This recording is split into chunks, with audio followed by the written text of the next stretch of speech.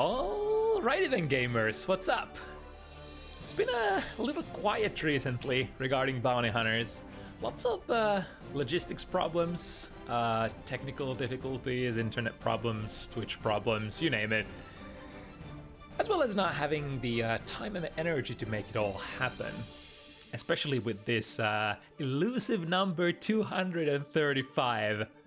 Has been in the making, I think, for at least on like 3 different occasions now. But I hope tonight we get the buns out of the oven safely and head towards a future with more show match Guilty Gear. But yeah, you are now watching Bounty Hunters, a 1-7 show match event for Guilty Gear Strive. And I am QK, your usual host for the evening. Let's start by checking out what's up on the schedule tonight. So we got 6 matchups cooking here.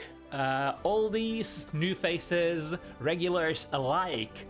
Our first slot of the evening, we got 11th making a comeback on Bounty Hunters on that Bridget since, gosh, how long has it been? Something like a year since we had the pleasure of watching 11th's Bridget. And Bridget is probably really fun to see, especially now. I think this is probably the first time this season that we see Bridget on Bounty Hunters, if I'm not mistaken. I'm pretty sure, since all the events where Life was meant to take part on his Bridget got cancelled. So this should probably be the first one. Yeah. 11th opponent today, ADS with that chip. And speaking of chip, yeah, we've got a lot of chip on the menu tonight. 3 to be specific. The other ones are in slot number 2, piloted by Wavy, as well as one of the longest spanning chip regulars, Emu, towards the end of the event. In the second one, we also got Detada, more commonly found on their signature Bedman or Unicorn Bounty Hunters. But playing, I think, for the first time, Asuka tonight. Another exciting Season 5 character receiving a lot of rebalancing. Asuka much more prone to going bust now in terms of mana. By design, because a lot of stuff just costs more, you can recharge more, the spells that recharge mana are limited.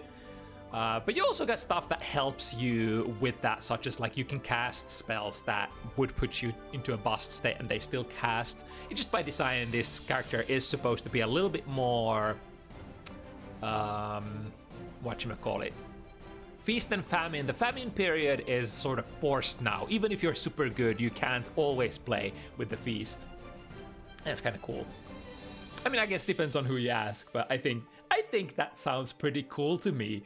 In the third slot, Simppi will battle it out today with his countryman Scütch, or Scütch, something like that, I think, who is making his debut tonight on Bounty Hunters piloting Faust.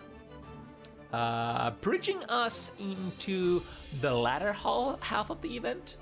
We got LagBoy on the bike, and of course, has been the state of things for a really long while. up against Sunny, who I think we initially saw on that Testament more on Bounty Hunters at first, but had tons of Sin matches since then in between, and now maybe coming a little bit of a full circle come Season 5.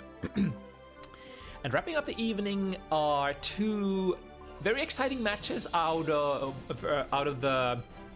which the first one is in fact our top seed event of tonight, with Emu and HiWill clashing on the number 5 slot. Two players who have met on Bounty Hunters countless times over, but have not met on these particular characters yet, if memory serves. Because I think Bedman is much more recent acquisition for Will.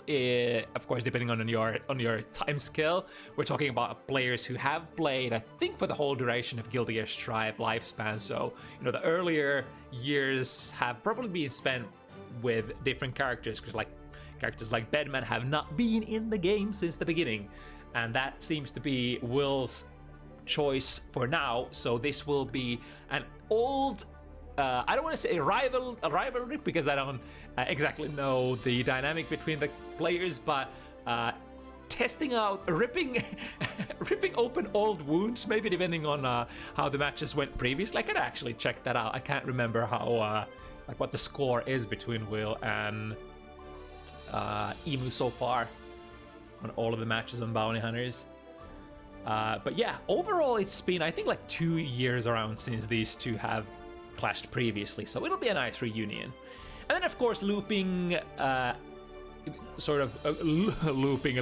the end of the event, we got none other than Radune Leo, aka the showman himself, the DP aficionado, maybe one of the most fun-having and just all-around most fun players of the whole Strive community, in my opinion, meeting MTin's Zato tonight.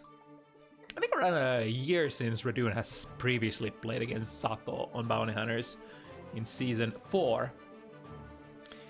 But yeah, now things will be quite different. They do sing all sorts of nice things about that character Zato, after all, in Season 5, at least compared to previous one. But now, let's loop back to the number 1 slot that we've got queued up. I think we have players ready to go as well. Let me pull out the cards.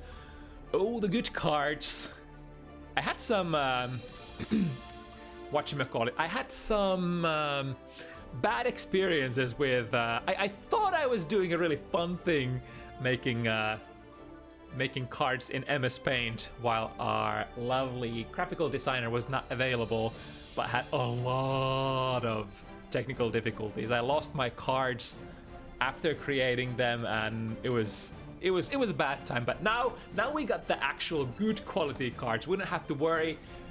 Everything is set. Everything should be as usual, business as usual on Bounty Hunters. Although I do hope business as usual, other than getting the spectators bugs.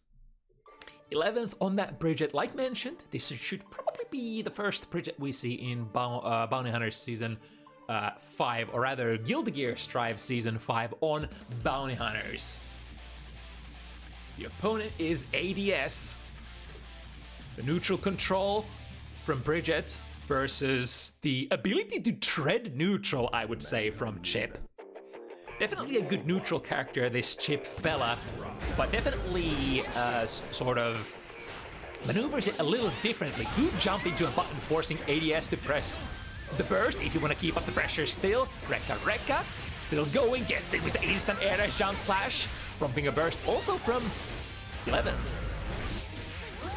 Enable that tightrope, and while that tightrope is active, we've got not only combo potential such as this, we got corner carry, we got mix-up potential, we got all sorts of potential coming from that nice move, and tagging once again airborne with the jump heavy should be a quick cancel into Bunky Mess side for the first round. They do sing praises of Chip as well in this season. According to a lot of players, one of the better. Wait, what was that animation? Did you see ADS just slipping forward a little bit? What was that? Anyway, nice backdash into a knockdown. We got the yo-yo set up as well, so you're gonna guess here for your life. I think the jump, he actually didn't manage to get the hit, but the follow-up afterwards, finding cheese. Oh, big counter 2D, no cancel though. No burst available either. We get the Rekka 1, 2, 3. RC into a corner carry. We can kill here, or sorry, not kill, but break here, of course. And breaking without the super now is the preferred way of things if you want to actually build resources. Oh, nice bait there. Was almost jumping into the big 2 heavy from Bridget. One of the infamous anti-air buttons. Ooh, by running into the Roger super. That was a very, very daring decision there by ADS to try to still win it and close it out. Now gonna have to go into this last round of the first game without no notable advantage in terms of burst. Leaf Crab into drill down, jump 2K. Ooh, nice movements there. Kind of like summoned the rope and then bounced up backwards immediately. There are just so many different ways that you can control that I'm not even aware of. And there it is, first one. Utilizing tightrope efficiently, keeping up the pressure. As you should when you get in on these characters who don't have like the best buttons to mash with. Of course, Bridget does have, ooh, with the gold burst there, we're okay. Gold burst, not that big of a deal, although, I mean, on block gold burst, usually not that big of a deal, but if you whip it in front of your opponent, it could be dangerous because you're technically whip punishable there if the opponent is awake. We set up once again. Well, that almost looked like a good challenge there for ADS, but no, getting twirled on. Smack him in there with the butt. 6 heavy, looking for one more hit potentially. 5 heavy works as a makeshift anti-air. Lots of resources here coming down from the diagonal alpha. There's also some, like some of the season 5 changes brought changes to how the alphas sort of function, or rather how you can follow up alpha. Oh, but getting tagged by the Roger here.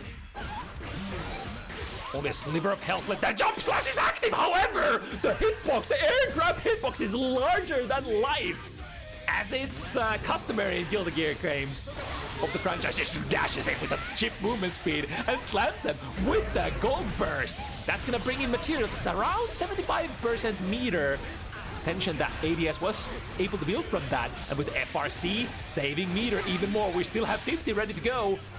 11's not out of the corner just yet. Slap him with the DP. Oh my god, that's a lot of trades. Situation still rather even until Jan found this conversion. Here we go, we can get the wall. And now positive bonus is gonna even out the tension situation over time. But that means over time, not right now. It's only now that 11 has been able to get the capability to use the meter and use this extremely well. The burst bait, missed the combo. Are we good? Can we still get it? Here we go. Roger, hold this. Oh, but ADS mashes out of the command grab. Very good. Has 50 meter here. Overhead. RC, you better believe it. Commits to the throw. However, coming down with the button, it wasn't too late. DP punish. And ADS is still in this to challenge for their game number 2. There's a lot of spaghetti, unfortunately, but no time to cry over that. And cry does 11th not for. That's a good anti-air 2-headed to start out the round. Coming to the rock side, however, unless I think it counter hits or you have meter, you're not gonna confirm that into anything too relevant, I think. Just landing from the tightrope. No big high-lows here, or rather left-rights here. Runs into the corner, scores the hit though. However, there's one big problem here. If you do corner yourself with your combo, the opponent could burst out and corner you instead. It is really close to that burst. Oh, tried the mash there by hopping over it with the Roger hug. And here comes the twirl. Burst out of the corner. Switching sides. Oh, that's gonna hold me, right? Yep, and that's plus. However, with those fast ninja buttons able to trade, the yo-yo twirl holding the momentum in the air, baits out the anti-air, and it's 1-1. What a start to the set. There has been fireworks back and forth already, looking like it's gonna be a good set. Jumping in with a jump slash. Bridget with, and I think one of the better jump slashes in the game. Good reach both horizontally and vertically. and good capabilities of converting it as well. DP out of the clone, however, still a little bit dangerous. Wanting to be safe here, ADS backing out of the active yo-yo set, so I guess you can still twirl there on Bridget, because like it's just gonna pull you towards the yo-yo, but unable to go like past a certain point. Oh, again, this cross. What was that? Was that a left or was that a right? I'm not sure.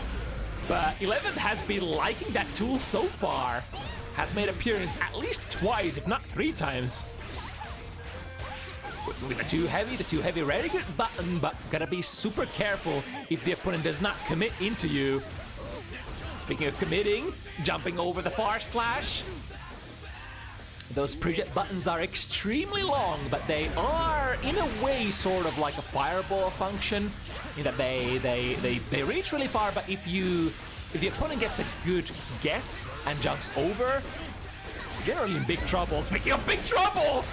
Falls here, DP punish, immediate burst from 11. Oh, but the ninja speed brings you up this speed with the opponent's twirling movement and into a big counter hit combo. Looking for one more, even has resources though. Oh, don't you dare land in front of me. Set up the yo-yo, burst out of this, yeah. Neither player has been super willing to take the opponent's Oki mix-up so far. Yo-yo coming back, giving a little kiss. Mercy does push 11th away, but we find a hit with kickstart. Where the two heavy go? Wrong direction, unfortunately. Maybe a little bit too much dash momentum, perhaps. Going with those footsies. Yes, finally finding a good one. 2D with punish on the 2S. And riding that momentum is gonna get the round as well. Duel 1.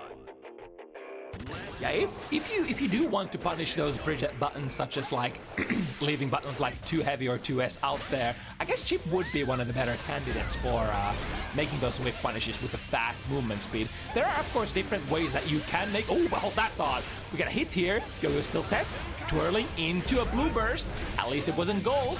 The counter does actually link into a 2S. And a full sequence ending with Bunky Mess side. There are a couple of different ways that different characters can make those whiff punishes. Some prefer to work with speed, and some prefer to work with like reach of your buttons. I think Chip is definitely the speed type, but characters like Bridget might look for whiff punishes just with the merit of like having extremely long reaching buttons. Again, the 2D counter hit, but nothing to follow up. I guess it does make sense that a setup character like this would just maybe set up the yo-yo, twirl, and Oki instead of converting. I'm not actually sure what you can get from that 2D. We'll charge 5D to break the wall. We have 50 on ADS. And it's not gonna actually... Wait. Yeah. Wait. Huh? Was there a 50 meter? Was I looking at wrong players' tension gauge there, or... Was there an FRC? Huh. Strange. Alright, yo-yo is set. Yeah, both players aware of the RPS. If you're gonna... ADS is basically, if you're gonna twirl at me, I'm gonna be ready to anti-air you. As we see here, pushed into the corner, a stray hit, we can set again. And that's gonna be a safe jump! Let's see if it's gonna be enough. Japanese cuts, as they say, is not gonna be enough for our ninja this time around. It's a fine line between being one of the defensively insufficient, one of the softiest characters to combo in the game, but still having some of the best guts, if not the best guts in the game. I think it's exactly 5 guts that Chip is working with. With a K button confirm into Karabunky Mesh side, a classic. One of the cornerstones of Chip's pressure game for a really long time. Able to conversion into tightrope. Lots of damage. They did drop the wall running. Oh, again, the 5 heavy. We've seen this situation over and over again.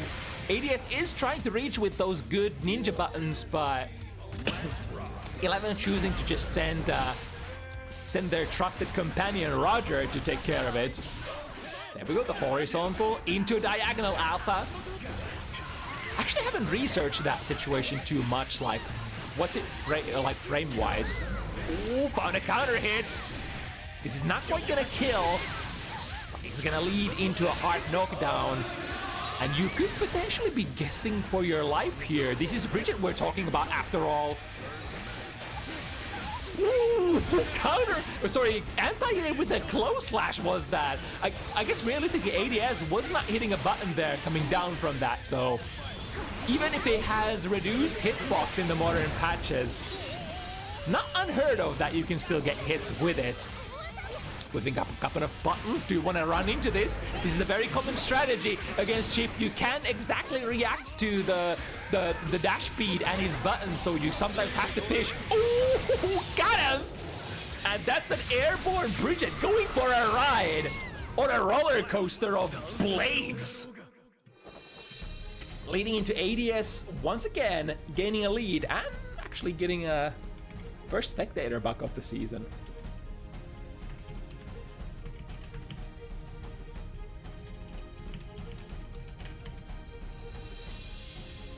Damn, I was actually hoping that Season 5 would have fixed this, but apparently that's not the case. Oh well. Let's do the usual quick fixerino. Yeah, that Sanseiro got hit really, really hard.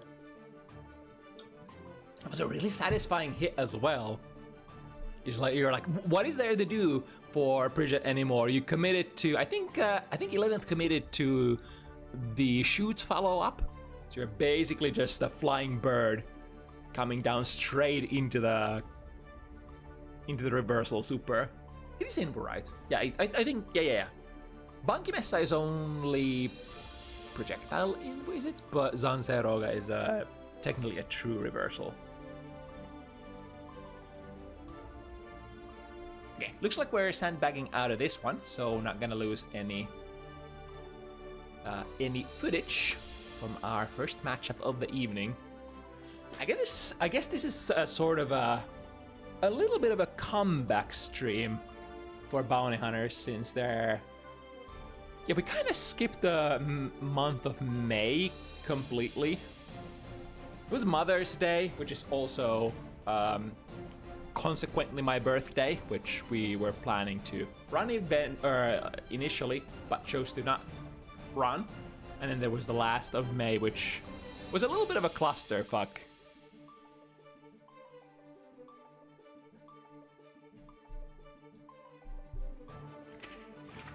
I flipped the room into... Yeah, I did. Okay. And then flip it back. And we're gonna head back into business. ADS having one game lead.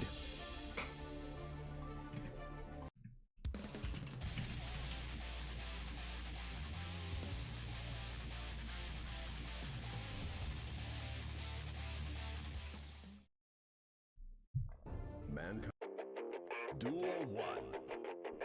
Let's rock. Alright, here we go, starting with a 6-speed, a classic hard commit. I think you're hitting a standing button kind of a deal. But of course, very easy to whip punish or to just crush with a low. If the opponent is reading that you want to do that. The wall breaks. Positive bonus. The resource situation should be around the same. Both players having access to their RCs. Beats it. Here we go. 11th has been showing from time to time that these Oki setups can't be messed with that easily. No DPs, no autopilot YRCs allowed. And once again, going in with the jump slash, which I think, ooh, there we go, look at that. The last pixel touch there, that was almost max range.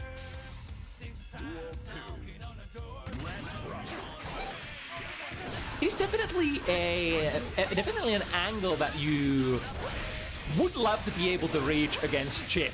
I think a lot of different characters would just dream about being able to sort of reach that dead zone. Oh, the 6P, the butt slap doesn't quite reach here. So AD is able to take off the wall.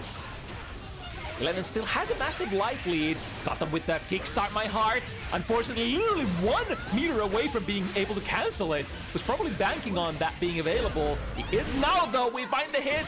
PRC too late on the job. But the massive reach of the 2S. Able to find a hit. Once again putting it 3 points even. Duel 1. Let's rock.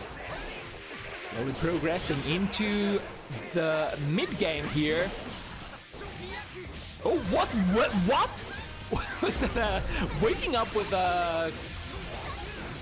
What was that sequence? Like, was that a Kara Rekka too? Or low Rekka? What am I seeing? Who sees the... I think that was maybe a Rekka again. I don't recognize the animation, but this time 11 wasn't ready for it.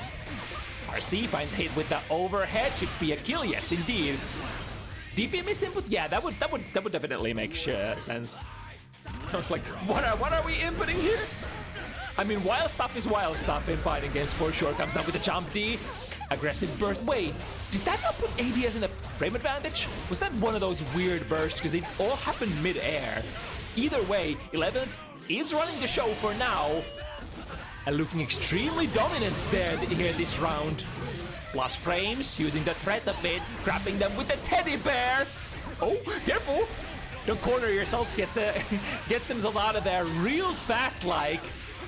Get the rope, mix up potential, is available. Looking for that one big hit. Ooh, got Kip in there with the diagonal alpha into the other corner. We're going places. This is all around the world. Na-na-na-na-na, and stuff like that.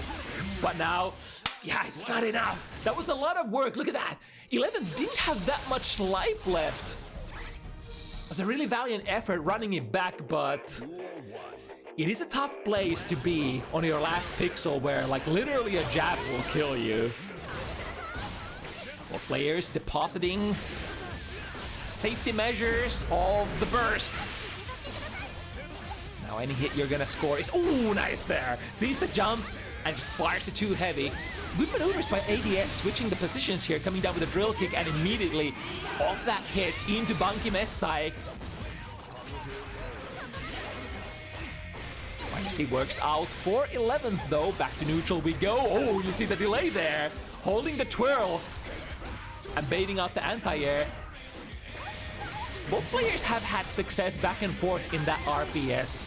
Both ADS finding those anti-air hits against the yo-yo twirl or rolling movement, I guess it's officially called. Oh, this is gonna track. Yep, and a pickup as well. That looked pretty swag, I'm not gonna lie. Because like 11th was traveling away from ADS, and then Teddy Bear going to get the hit, and then yeah, that was cool. Alright, coming back strong. ADS with perfect life bar and baits the burst as well. This will have long-lasting consequences. The reset into an empty throw or an empty low maybe, but not enough frame advantage to run it, I guess. But now 11th is in the same position as ADS was before. Okay, let's see the punish combo. Not the biggest damage, I guess, although you are fighting Chip. Messes up the... doesn't get the hit off the wall again. I'm gonna pay dearly for that. It's always like there's an extra modifier for your hands getting shaky when you're like on your last pixel and you're kind of doing the comeback, but you're still like 1 or 2 small hits away from being able to complete it. Yes, once again, starting really strong. Got the wall break, and that, I'm not sure if that was a punish. We did see the counter hit text there. But drifting BRC forward on the round start tends to have that effect where you slow down the opponent's frames so much that they... oh no! Okay, okay, lots of base here. YRC, DP, got all of them, but now we need to guess right at least one more time. That's a big counter, or I guess a small counter because you only get so much out of that. I guess a decent size counter. Complete. Evening of the situation, tries to dash in with the gold burst again. No good. That burst will not find any functions again in this game, but it doesn't need to either. Dash in and poke him. Just layer 1 option. Can't react to this. Just gonna put your your active hitboxes out there if you want to prevent Chip from coming in. It was a dirty angle there. From like a 45-degree angle where you don't usually see jump-ins. ADS coming in. Oh, the wall ring! The wall ring normals not hitting quite right. Or perhaps simply have a little accident, as the sages of our time once said. One more? Yeah, reasonable. Trying to find that little mosquito bite with the diagonal alpha. 11th not buying it though. Yeah, I bet. So this sequence that 11 has been playing, I think that's both a safe jump as well as pretty comfortably baiting YRCs. We do have burst though, if ADS still wants to fight for it. Clears, one burst bait, second burst bait, the burst comes out, is there a punish? No one, even better, even swaggier. Caught them airborne, can't do anything, forcing 11th into a chip damage situation. Wowee! That's one way to take the round, and that's one way to bait the too heavy anti-air as well.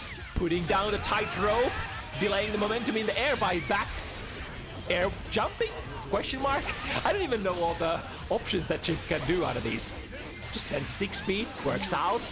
This will guarantee us very nice amount of real estate. And nice. Oh, even nicer, that's plus frames. Yeah, I think the first couple of times ADS tried to challenge that, but has now learned that 11 is playing it rather tight, as they say, and this combo is, I guess, not gonna kill. We're gonna reset for good measure. Was there not a, maybe the combo was just over there and we couldn't kill. It's okay. It's okay. It was in the bag already. Right? Running a small 2K2D. Rekka into the corner.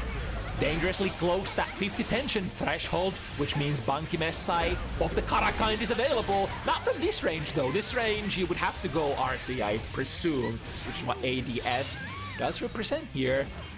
Positive bonus as well. And it's gonna start regenerating that tension as soon as the RC penalty is off.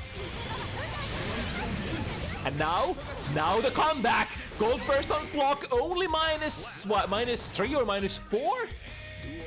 Not exactly your, or like technically your turn, but not exactly your turn. It's kind of like a Nagoriyuki 6 heavy on clock kind of a situation, because it's pretty far off, far away. Negative round start if you ask me. Double jump, triple jump, drilling to the right side, cornering 11th in there. Don't want to stay here though. That's a far slash. I guess recognize that the far slash was already like a, ooh, nice chase here. Double jump into jump slash. Not finishing the combo though. I guess wanting to keep 11th in the corner. Instant air dash works out against the 5 heavy. Get off me. PP works out. Kickstart my heart works out as well. One more hit. Be really careful here. Gets a jump in. And then they meet in the air, but the ninja moves activate just a little bit too fast, sending 50 meter. That 50 meter ain't gonna recharge anymore, and here comes the decisive engage. After the Roger Super no longer an issue, much easier to engage past that. Like generally, you're not that worried. Oh, tried to go for a gamer move again. Doesn't pay off, unfortunately. Ooh, interrupted the leaf crab. Very nice. Not so nice though, cornering yourself. Overshooting with the kickstart. Into a low. Here we go. Definitely a wall break potential here if you want it. And why should I not have it, says 11. Oh, trade there against Bridget Jump Slash. Shooting for the skies. That was what? Yo, the low profile. The low profile of the Rekkas. Was that what made it miss? That's actually crazy. Guilty Gear is a sicko's game for sure. Run straight into the 5 heavy. That's a counter hit, and it could be really close to killing as well. Probably not quite, which is the reason why 11 chose to sort of reset here. Reset. Oh, but look at that! Look at that fundamental play, pausing just outside of the throw range. Yeah, we've been doing this shit in Street Fighter for centuries already. Maybe even millennia. You guys remember the ancient Egyptians when they played like Street Fighter, whatever iteration? Both players representing really wild options here. Riz trying to bully their way in with the Roger dive. Getting met by a couple of DPs. Now the prey should be in the corner. Sees the jump slash. The jump slash only, I think, a limited hitbox because has been getting air thrown several times already. Counter hit, jump slash from an IAD. The combo does drop, or I think there was a reset through which ADS was able to get the DP off. One hit. Tries to go for the stutter step again. This time, 11th is vigilant and the dash, jump, jump, slash. Lots of active frames. And that, I believe, will be the 7th nail on something good analysis here. Good, whatever they say. 7-4, really great match, actually. There's a lot of stuff that I haven't actually seen before on Strive. I guess some of which is Season 5 stuff, and some of which is simply Guilty Gear.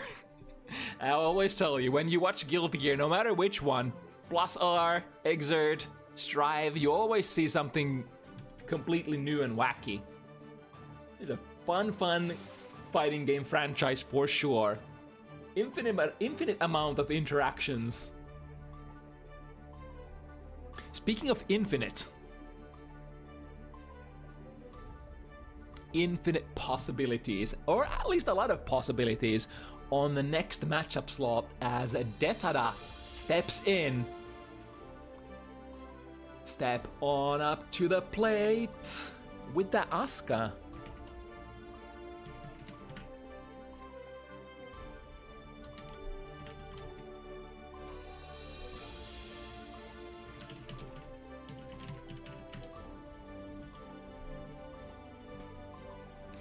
And a lot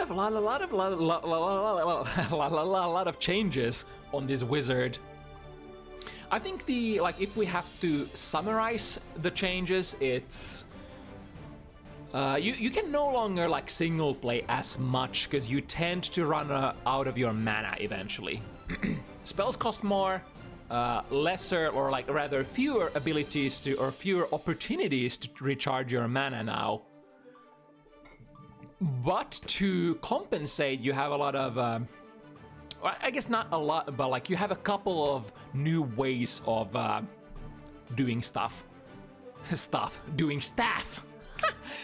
For example, the staffs are now sort of taken out of your test case decks, and you can cast the sort of corresponding staffs that you want, corresponding to your test case number.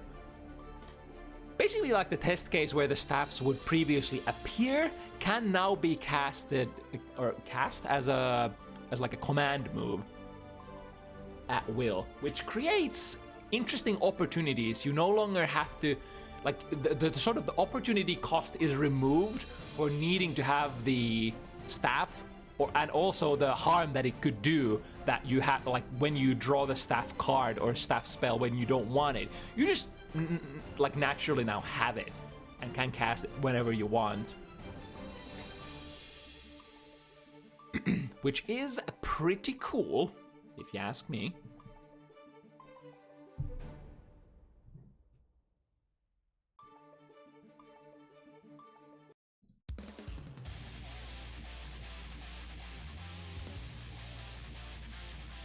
And what else? There's definitely more Asuka changes that I can't remember at the moment. Let's put the right names in there as well. So these are Detada and Wavy. Right, got them with the 2D. Classic low projectile, still there when you don't have any spells to utilize. Also functions as if your spell hand currently is only close range spells or utility spells or something that hits around you and you would still like to catch the opponent, the 2D for Asuka is always your trusted companion still. But you can still in this patch in Season 5 you can cast your empty spell slots as well and have that extra cantrip spell, which will sort of like create like a stock spell that is not very good, but is better than nothing, I suppose. Okay, so the deceleration staff is active, and I think, if I recall correctly, the guard crush for Asuka for the cubes actually got removed from acceleration staff and put into deceleration staff, which is kind of interesting change. Giving more value to the deceleration, which was, I think, the lesser used staff out of the two. Nice block on the overhead, and still breaks the throw as well.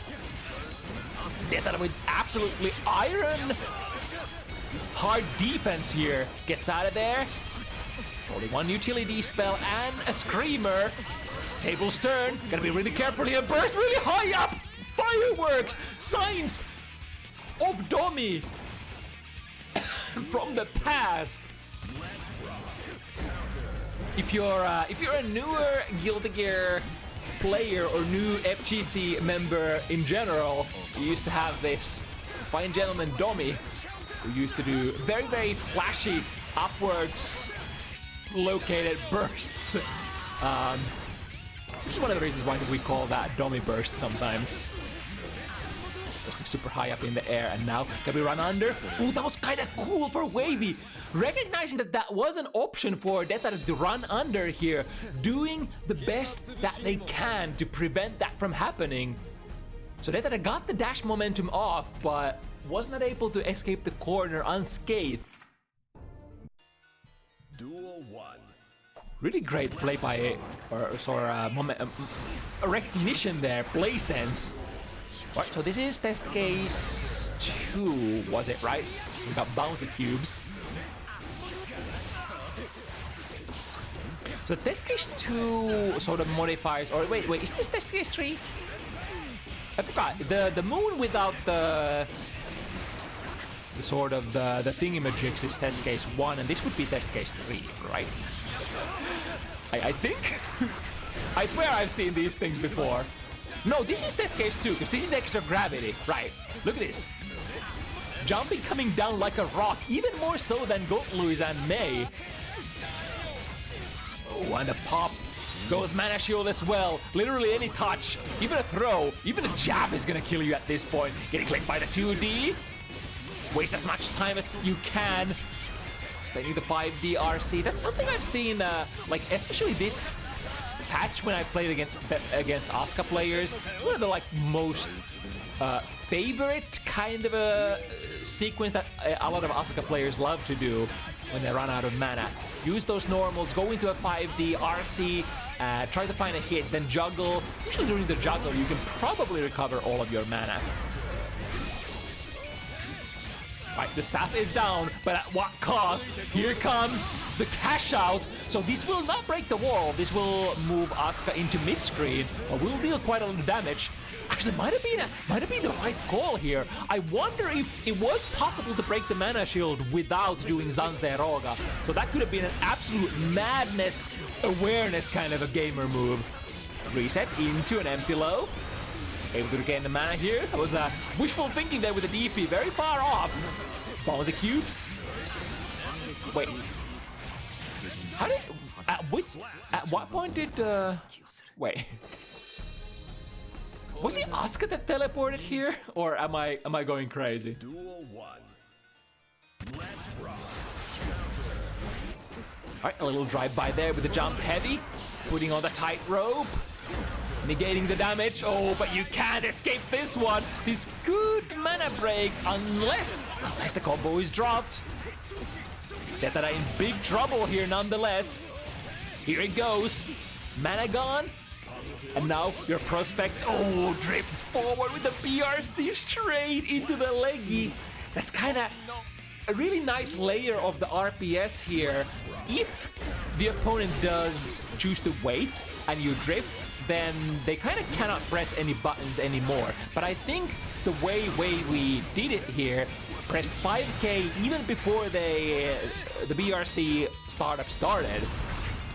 In which case you sort of just drift into the button and you, as the drifter yourself, can't do much about it. Oops, got the 5D. I told you, they love the 5D. It wastes time, especially on hit. The cube is active, however. Good decision making here for Wavy, deeping through all of it. And the interruption here. Only bit shift level 5 to be soon. And a chaotic option there. Goes the only attack spell. This is a tough position. Even though we're technically really high on mana. Basically nothing in hand. Mana still recovering. This is the last big hit. And now we're back in the Potemkin defensive modifier. Slightly unfortunate. Draws 2 really good spells, but not good for this situation, unfortunately. I mean, arguably no spell would be good in this situation, I guess. Having the Arpeggio, surely one of the best spells that you can have if you are at a neutral position or in an Oki position to actually cast it. This is with the deceleration staff. You can see the guard crush effect here and the reduced movement speed of the cubes. The staffs also only last for, I believe, 5 seconds now instead of 10 seconds. Yeah, that was I think my gut feeling tells me that was around 5-ish seconds. So even though you can get that, oh wait, multi-alpha play drifting. Okay, I don't think I've seen that before. Gotta admit, I haven't seen a lot of chip combos overall, or chip gameplay overall this patch. Who tried to do the downwards drift kind of shenanigans, drop them fast, but Detada was ready with the anti-air, sent the Screamer into tap 5D is lights out for you. The momentum has been rough so far in the first 3 games for Detada, but now maybe trying to break the momentum here. Does break the momentum this instant at least. 5 seconds of gravity staff, or the black hole staff, or whatever you want to call it. Ooh, sends the 2D, and that was the right RPS call for Wavy. Goes for an air dash over. The 2D is kind of like a fireball function for Asuka after all. High level bit shifts in hand. Careful with the pronunciation, for we don't want to call those shifts bitches. For they are, I guess, assuredly fine queens, or I guess do the cubes have genders? What is your pronoun, cube? Ooh, a little too far. Tries to punish with the 2K, but the cape not reaching far enough. 6K for the low. We would like to juggle as long as possible here. Tries to charge a little bit extra mana there on the Oki situation. They did, they did take the super fast mana recharge options out as well. So you can no longer spend your tension or your life gauge to get like a shit ton of mana back. Which is one of the reasons why you run into these mana troubles. Yo, that was a 5 heavy during the most perilous age of ninja kind.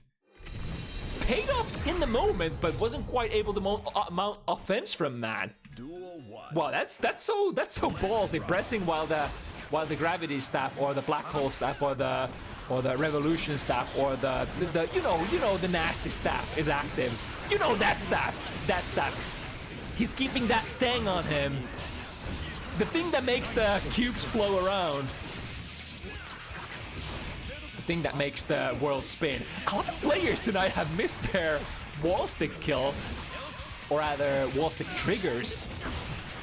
Only Terrametron in hand. That ain't gonna be super good unless we maybe get a jump off. Yeah, like this. Funny enough, even though it's like an Earth-themed spell, it tends to be more, Asuka players tend to favor using it from the air a little bit more because it creates like a straight huge line of unpassable terrain in the air. It always looks so funky. I kind of wish that was maybe like, I don't know, maybe it's okay. It looks funky. Right, still basic cubes in hand. Nice air throw. We'll get to fire them from a safe distance, I reckon. Chip DP is one of those DPs that can't necessarily reach like super far horizontally. Block on the overhead, goes for the cantrip spell. I don't know what that is on block, but one thing I am sure is the burst on block is extremely punishable. Empty hand, no mana, no queens or cubes.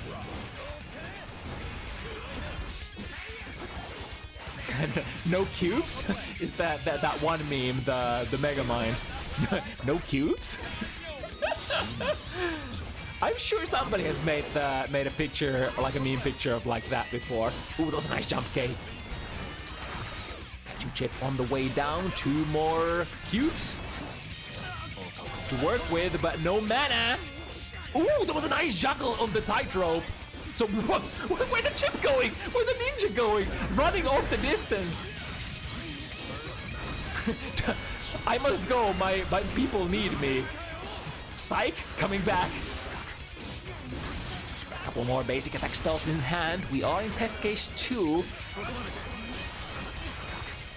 It's really nice there, the stats change. You tend to like the options you don't, or rather did not used to see very often in the past from Asuka, are now being put on showcase on a, I would say on a decently regular basis. Because like it's definitely favorable to cast. Oh! The slowdown frames wasn't quite able to pun it or convert, and it's Detada coming back. Looked like a match that you had to work for really hard there, but got there in the end. And ever so closer to evening it out, potentially starting with the 5k. WavyPhoton on with that micro dash into block round start. And now, micro dash this. Ooh, got them with the low. I think the Terrametron, when you use it grounded, is considered low, right? And a big cash out, resets. I love that. Why do you still have the vulnerable state of Asuka available, going for a big reset and potentially milking as much damage as possible from that? Empty hand still, empty pockets, feels bad, feels wizard, man.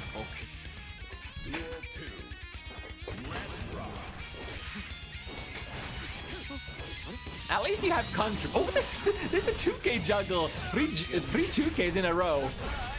Gee, Wavy, how does Mon let you have like that many 2ks?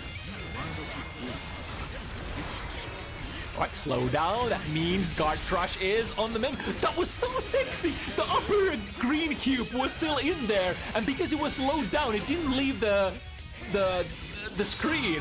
And then using it as an extra launch. That was. Yes, stuff like this.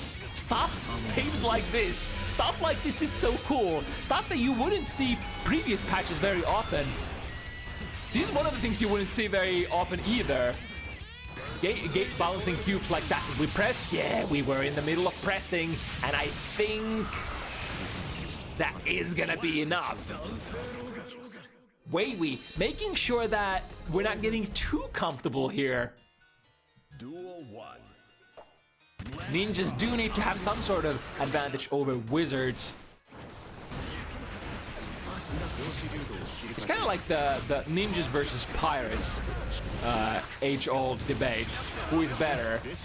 But now with a new twist, wizards versus ninjas. Who's the pirate of Guilty Gear though? A couple more frames to waste, and the mana shield is back. But not the best defensive kind of spells here. You can't really start your neutral with any of these. Or can you? Can you start it with the Kilometron? I forgot what the artist formerly known as Asuka's DP actually does now, other than freezes the opponent. But not sure about the sort of the frame data, if you can actually just use that at neutral. A couple of screamers here. Ooh, that was really nice RPS. There's a couple of different ways you can use the screamers at round start. Ranging from, but not limited to, just casting it immediately, jumping and casting it, TK casting it, to name a couple. To the other side, smart stuff. Ooh, tried to go for like I think it was a Gara overhead there on the Rekka. But Detada was checking it. Stagger pressure, tries to challenge after the minus frame Rekka 1. But as we say in Street Fighter, not really a true punish. That was really hard to block there. The downwards alpha bursts back and forth. Neither player wants to be locked down there. A Kilometron. Oh, there we go. Got the hit. And that's at least one spell. Here comes another one. Spending a whole stick of butter for this one, though. Help. No mana. No spells. There's some sort of hand coming out of the spell book. I think that's all that is good for in this state. Simppi unfortunately whiffing there. Wavy bobbing and weaving forward with a decent momentum now, up 3 games. Over Detada's first time seen on Bounty Hunters Asuka, but we're still definitely not done yet. Ooh, frame trap into the hit. Does go bust here, and immediately the 5D RC comes out. Look at this. It is recharging so much though. Tail end of the mana bar, still to go. Right, back in business. If we can get like a knockdown into that rainbow cube, that would be optimal. Or maybe run away with that teleport. There we go, or just cast it at neutral and make Chip run into it. That works too. Boom shakalaka, another OTG? Question mark? No, actually no. Gets there fast enough. Was able to poke into the close formation of the green cubes. Tried to cancel, I think, into Rekka, but a little bit too stubby, unfortunate. Many characters like generally, I think your Asuka matchup kinda like one important factor is what kind of special cancel options you have as you. Oh, that was probably not what I meant to do, and that was probably not what Wavy meant to do either. Lots of fireworks from both players. Screamer controlling space, tries to run in, no dice. Or maybe dice. That's kind of like a dice-shaped formation. The whatchamacallit, the Screamer. Kind of like a dice. Some dice. It's kind of like a D12. So, or like a D20 maybe. So maybe some dice. I mean, Asuka is a very, very D&D sort of coded character, is he not? With the spell slots and everything. So yeah, I welcome these I welcome these tabletop analogies from myself, I guess. Alright, starting with the standard cubes. Are we in business? We did run out of time there on the whatchamacallit, the loading screen.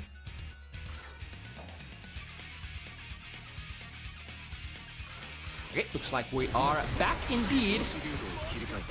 Unleashing the deceleration staff, the slow cubes, and the guard crush, which has expired in the background for now.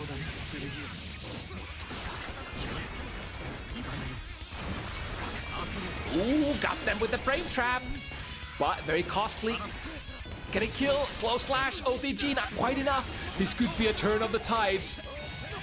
If something positive for Detada out of that engagement though, we did get our mana shield back. YRC pushes Wavy far back into the distance. Chip damage is achievable. Feasible, maybe even imminent there, as Detada sent a swarm of cubes. I think Wavy didn't have a lot of tension to defend there with either.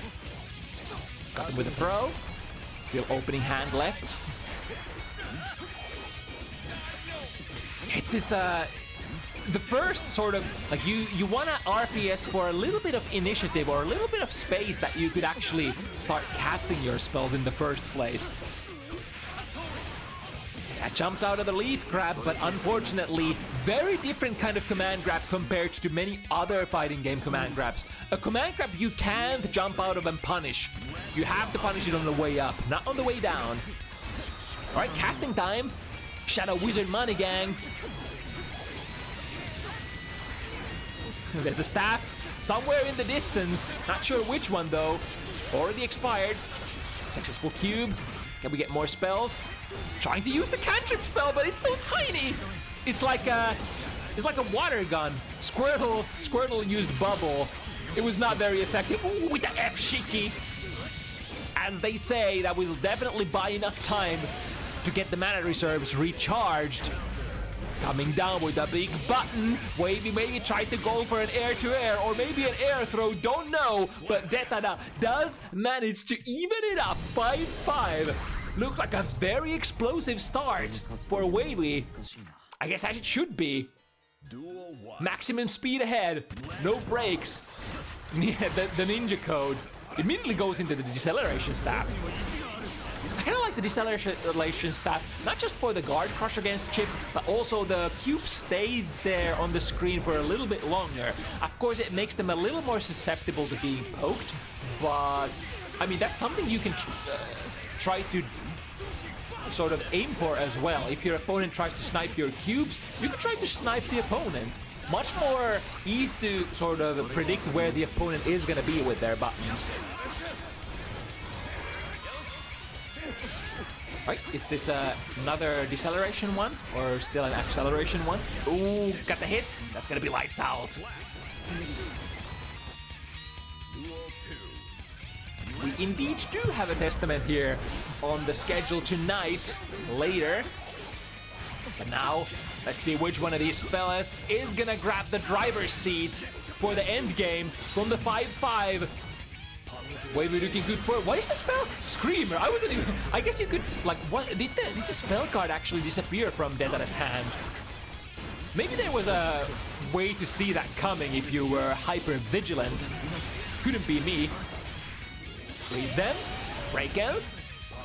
No mana though. We'll have to swing that cape around, or maybe use a couple of cantrips, or I don't know, throw a taunt or something. Ooh, so wait, can you can cast basic cubes into the cantrip as well. I wonder if that was like a miscast and Detada meant to cast a different cube, or if he actually meant to cast the cantrip there. Either way, not able to break out of the corner, and now Wavy with an opportunity to potentially end it soon, or not really soon. It's been going on for ages now. In fact, going almost down to the wire. Casting a last-ditch effort Screamer, which did find purchase, but even though you can send your last spell, no matter how much mana you have, it does come with consequences. Try to poke there, I think 6p maybe. But the fully extended wings of the Swallowtail already active, and now comboing Detada back and forth. This might break the mana shield. This might even take Detada's life. Let's see, is it enough? Yes, it is. Through the modifier. You didn't even run out of mana there. Good choice, good choice. That must have been like really close to, not killing. Wavy has had really nice decision making there in terms of like just finishing your combos with the most optimal things. And I mean, Guilty Gear Strive is a Guilty Gear game where like the small choices, the small optimizations start mattering quite a bit. Ooh, cut them with that mid-air alpha downward spiral. This might be the last march. Command grab. Had the right idea. I sympathize with Detada's option. That is the classic, that is the OG way to counter it. Back in my day, in XX, in, even before ACPR, we didn't used to be able to do fuck all about that leaf grab unless we air throw it. And I think that's what Detada tried to do there, air throw the leaf grab, but the timing or the spacing must have been off. So whiffing the throw, coming down into a big punish. Wavy clears the wizard matchup. 1-0 for the ninjas. Versus the wizards. Not sure what the score is against pirates though. Right, moving on. Next one is gonna be the Finland versus Finland match here. Simppi piloting Elfalt versus Scütch's Faust. With the first time we see Scütch on screen here on Bounty Hunters, I believe.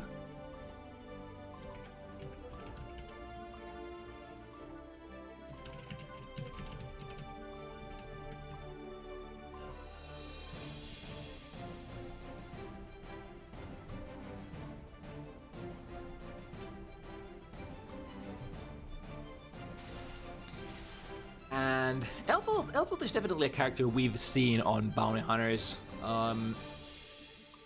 Lots of changes for Elfeld as well, but maybe not necessarily as impactful changes as some of these other characters. It's kind of like adjustments to, like, some of the changes have like large impacts. For example, the sort of the chain lollipop changes make your combo routes look completely different now. And the shotgun not giving you like looping Oki opportunities kind of forces you to end your combo slightly different than previous patch. Or rather, you can end your combo slightly different than previous patch, because like, is it the what part of the Eureka is changed? Is it the, like, if you go from S to S, so start Eureka into S, it now staggers, which allows you to get a throw? Is that's one of the changes? The grenade not necessarily as forward moving as before. The shots are slightly different and can be charged for a slightly different function. The Bridal Express also static -4 on block, so can no longer print plus frames with it. Yeah, a lot of different changes that definitely play out to her kit being, you know, the same but slightly working a little different. But Faust is still a Faust, definitely. I mean, Faust has... What did it even change about Faust going into this season? Ooh, that was a good timing there on the mix. Burst. Scütch into the corner, finding the counter hit, ending with the bridle. However, not enough wall damage done, so can't get it just yet. All in one, sent the boys. Tried to get the command grab, but even though you guessed right, still a horde of all sorts of calamities to be overcome. I think this reversal super should be good because we're seeing too heavy there from Scütch. Waiting for the reversal super back. However, we're not playing that game. We're playing the teleport cross-up game instead. I mean, I kind of love the read there, because it's, at least it used to be very common back in the day. I guess even now, when somebody reversals you, you're like rage reversaling them back, which is kind of like what Simppi was expecting to happen, but Scütch was a little bit more patient than that. Nice anti-air trade. Usually these anti-air trades from Faust tend to favor Faust. Throw on as well. It's lit, bro. Into wall break. Not missing them this match.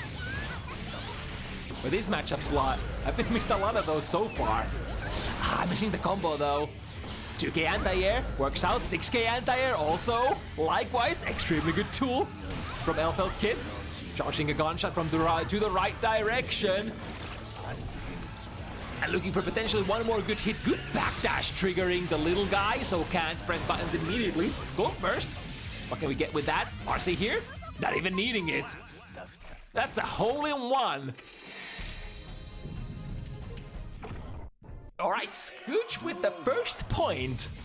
I'm not actually sure which one of these players is the sort of favorite to win this. Who is the up dog? You know, the up dog. We got the underdog, and then of course to compensate the up dog. Get the shot, charge shot. Ooh, we're getting countered. That's definitely. Oh, nice! Teleporting at the perfect moment here, evading the shot, backing off from the. Oh, but it back far away, enough away. But it do be a couple of good items. This is you're definitely favoring Scütch a little bit more, because you can bounce those items at your opponent.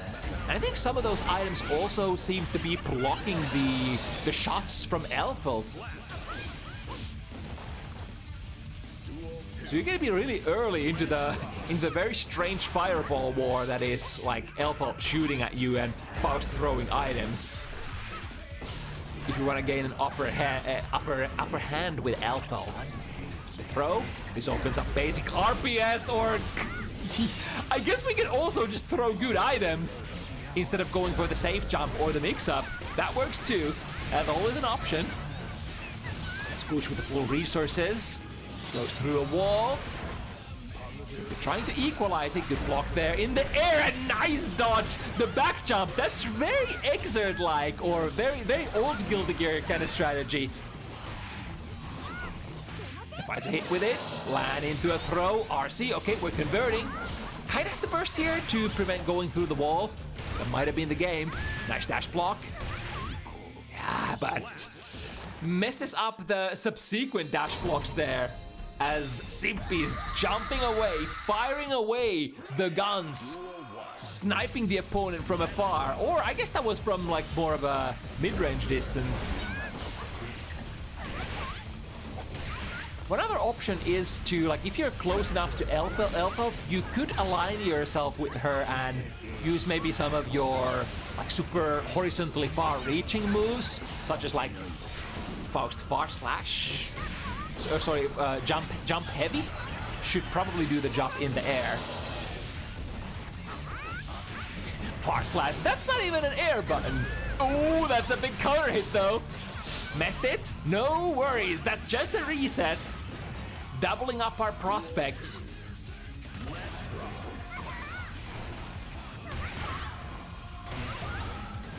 Ooh, that's a good item to throw, but at the same time, that was a really nice angle to engage from. Simppi's like dash jump was just delayed enough so that the hammer had already fallen out of the sky, and now into the pressure, jumps away from the grenade.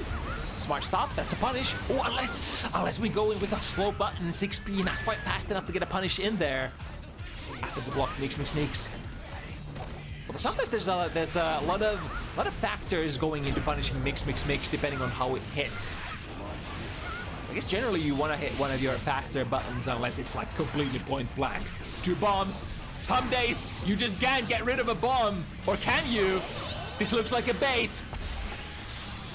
It's that meme when the guy is pointing to the sky. That's bait. Another bomb. Can we utilize it? No throw.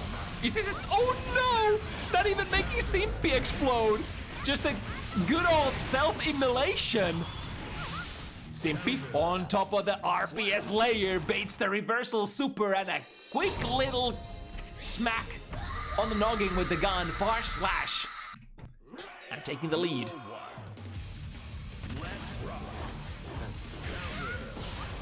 Ooh, that was a kind of a interesting angle there. Simppi was crossing up. Aggressive burst. We could defensively burst out here if we so desire. Let's see how Simppi chooses to play this out. 6P on an airborne, plus frames. There's also the little guardian. Not quite blind guardian. Or maybe that is a blind guardian! Running onto the screen without doing anything. You're fired! Yeah, that 100 ton or 10 ton or 1,000 ton or the extremely heavy anvil is gonna initially it's gonna do its thing.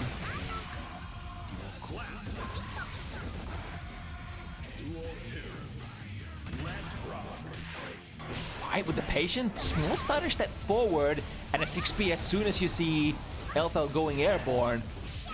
You gotta always be super mindful, even though they did nerf the sort of forward-moving momentum of the grenade. It is still potentially a tool that can skip over your neutral folks if you're not careful. So gotta keep your eye out for the air. Doesn't even necessarily have to be the air grenade, or sorry, the grenade option. It could be various other tools from the Elfeld toolkit. And now, jump, maybe trying to bait the reversal super once again. Into the S, finds a hit with it. Scütch once again with enough resources, but chooses, I guess, use the threat of the reversal super to buy yourself enough respect to be able to hit buttons on wake up. Like it's 50 meters, this is gonna surely break the wall if Simppi so desires. Does take it. Ah, swings and miss with the far slash, and a good whiff punish here from Simppi.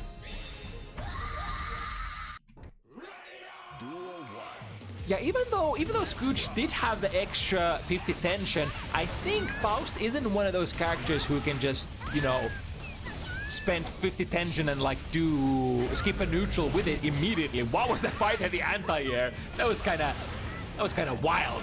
6P into mix, frame trap, catches Simppi with it. That's a bet the farm kind of a frame trap if I've ever seen one. Nice angle here, jump to the counter hit. We're in it. To play to win it, unless we get thrown out under pressure. Guardian comes into play. Combo breaker, as they say. Simppi not very phased about it. Taking his turn back immediately afterwards. 50 again, can we do something with... We can throw items, I guess, and hope we get a good one. Got them with a love bag. Close slash into a throw. Quite as potent as other characters, this Faust champion working with a -1 close slash and a shot straight through the head. That was a different kind of headshot where you kind of shove your head into the gun yourself. Ooh, same shit again. Into Rekka. Or no, never mind, not Rekka this time. But reasoning with a Pineberry. Ooh, that hit was connecting really high up in the air. Might have been a guaranteed punish maybe even for Scütch. Let's see what we get. We got a little guy. We got an insurance in form of the hammer, as well as a trusted old afro. Doesn't matter really who picks it up. Oh, that's really favorable. Triggering the little guy during the throw animation inbus. So that's over and dealt with, and now we can pressure, we can break, we can whiff the grenade. Oh no, fail girl. Fails face first on the floor after the bomb belt has been whiffed. I'm gonna pay dearly for that mistake. It was supposed to be basically a non-fuck-withable wall break situation for the kill, but instead, missing all of the tension that was spent on that super, getting pushed in the corner and knocked out. Let's see, Scütch with the anti-air hole-in-one. There's a honker, whipping it up. Yeah, straight in there. That looks very punishable. Taking it with the 2P though. Those jabs, not really phased about the damage that those can deal. Teleporting behind. Oh wait, teleporting in the front. Still was able to dodge the impending bomb explosion. That's gonna be a punish. Yep. Taking it with the throw. Back throw, kind. Get the pressure towards the corner. Scütch working with the 50 again. Oh, that was a ricochet. And another one. However, this time Scütch is nowhere to be found. That ricochet echoing to empty hallways as he's ascending from the skies with the teleport, getting the throw. And hanging onto the tail of Simppi here, not letting Simppi run away with too much so far. Nice air to air, using the fast buttons here. The Faust jump B. Nice, that's a lot of plus frames from the little guy, allowing Scütch to get the party started with an instant air dash. A lot of aerial approach options at matches at this skill level. Nice, the 2K. Oh my goodness, that 2K is so good. When you can just crouch and react to Elfeld throwing the Pineberry and still get an anti-air hit with your crouching buttons, that's kinda good, I think. But I mean, Faust is one of those characters who will have and probably does deserve a lot of the like unique interactions that you can get with his stuff. All right, waking up with the 6P again, works out, counter hit. Can we get one more? Close slash, -1, and Simppi says, I don't believe in whatever the freak you're about to run. Ooh, it was a very delayed 2-heavy Gatling there. Scütch already out of there. And spinning, and mixing.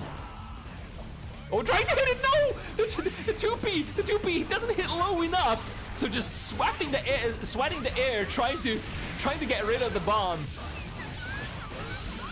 Holy hitbox, Batman! I can't get rid of it. We need to use 2K instead, I guess.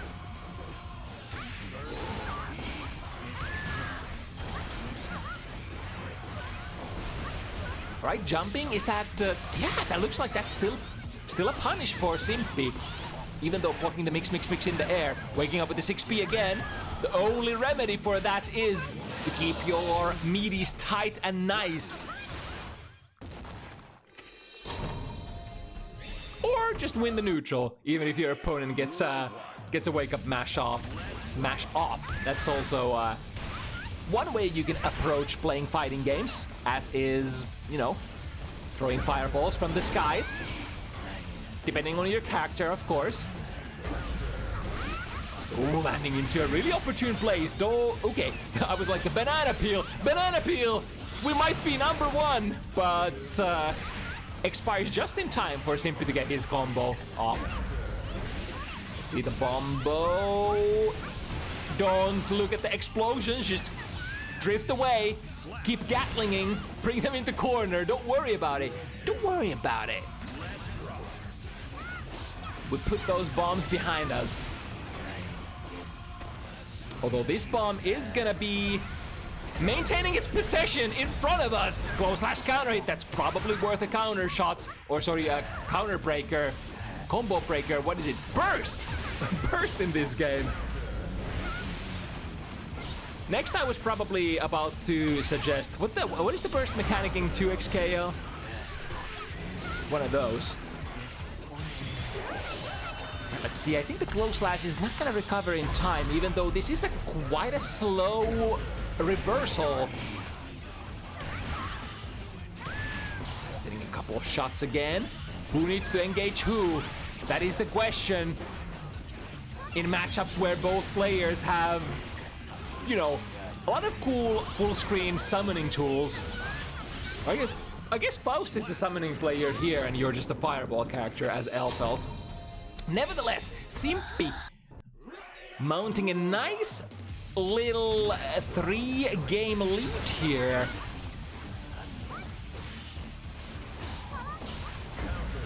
Jumpy again. Tap Simppi out of the sky, this time going in with the bigger guns, jump heavy. Oh, just spinning in place! Actually, this mix frames hadn't ended yet, as Simppi got that, got the 6P out of it. Right, wall break, 50 meter in the tank for Scütch, goes immediate TK jump 2K. Who has the Afro? Get Afro on Faust. Can throw it for a guard crush if we can just build a little bit of distance. Yo, where are we going? We're going to the moon! Scütch, help!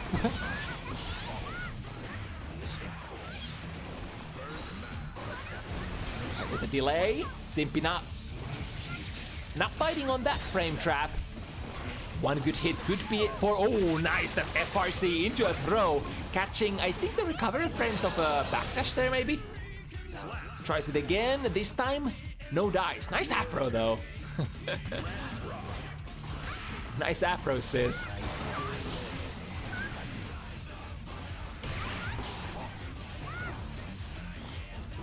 Once again with the air-to-air war. Scütch is the first one landing the hit, but not quite able to mount offense from it. But the counter hit should give you some ability to play the game. Using it to summon a couple of good items. Simppi strikes back, RC. Threatening with the wall break should be it, unless we miss the ender. Into reset, yeah, walking, or rather jumping out of it again. Scütch has been pretty... Oh, that's a whiff punish. Okay. Sending the classic round start super. If you press a button, you're gonna get run over by some painful stuff. Can the backdash recover in time?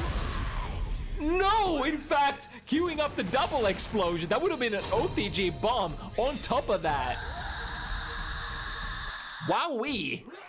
Looked like, I think the backdash was basically like one of the things that Scütch was looking for. It was to avoid the reversal.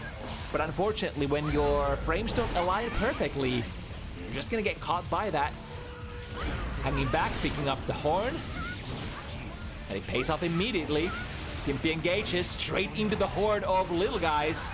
Got the close slash, no confirm though. It's okay.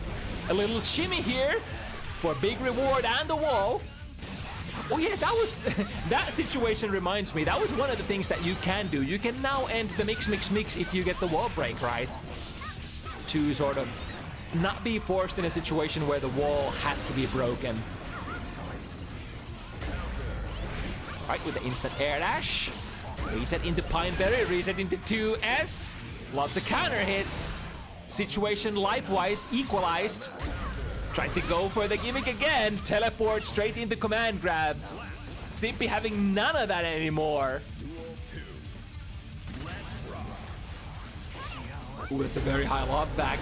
Falls into... I'm not sure what. Might have been actually recovery on landing.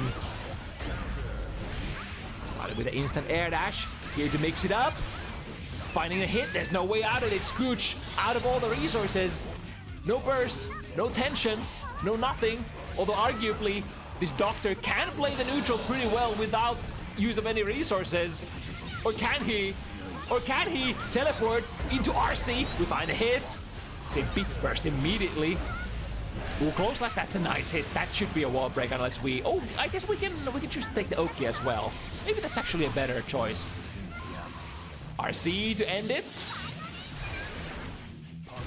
Still one more read, goes for that air to air, big counter hit. Scütch gets burst, that just in time. Shot could end. Shot through the hard.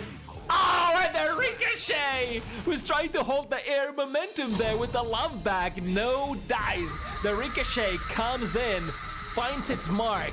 The Peacemaker ends it 7-2. Yeah, that was one of the, I think one of the primary difficulties for Scütch to sort of maneuver the neutral.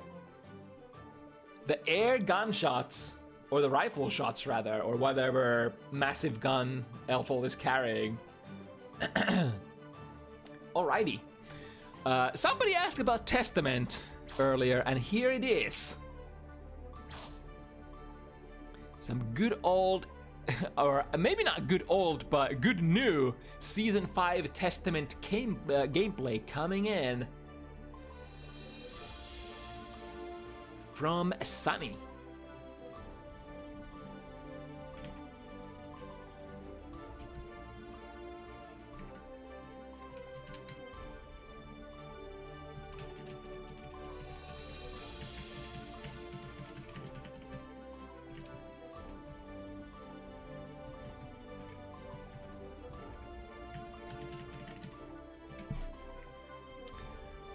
Okay, Testament versus Baiken. Baiken, I think, like, fundamentally, would be sort of a nice matchup for Testament. In the sense that Baiken does kind of need to get in on you to be able to do, like, super good stuff. So characters who you can zone out should sort of be your natural prey, but I think it's like in this game, Guilty Gear Strive, where things are a little different.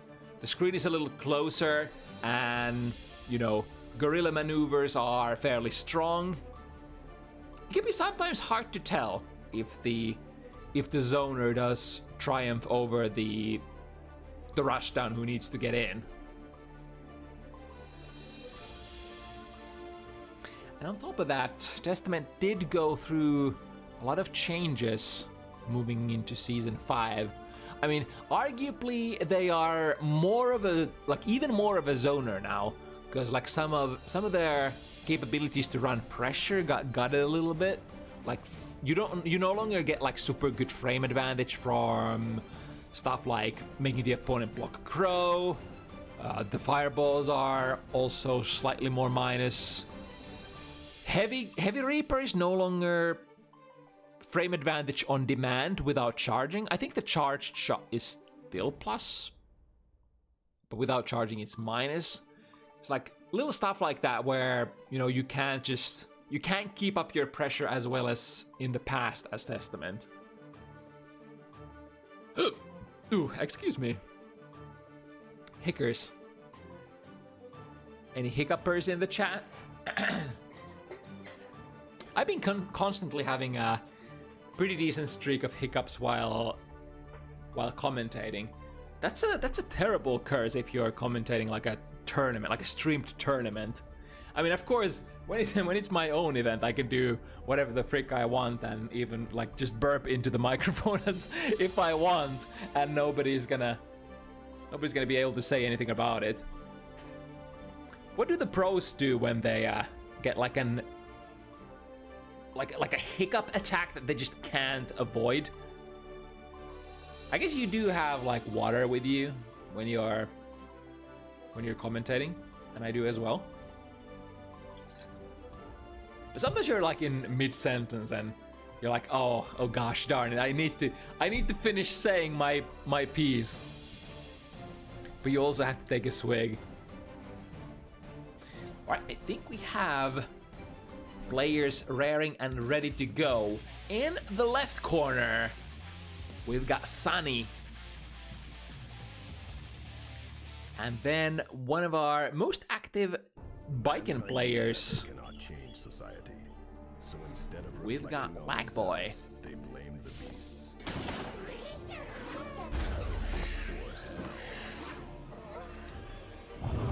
If you ask me what Biken changes are in Season 5, I'm gonna be honest, I won't be able to tell you, even though I've watched a lot of analysis videos. I think they weren't like super memorable. I think changes that are very relevant to Biken players for sure, things that don't necessarily look like super fancy.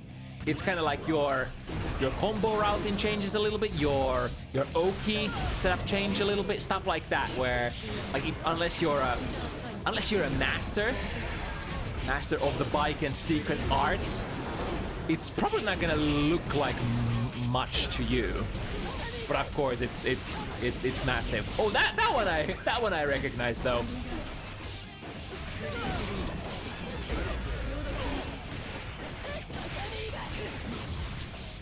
Ooh, into. Not quite enough tension here to get the heart knockdown.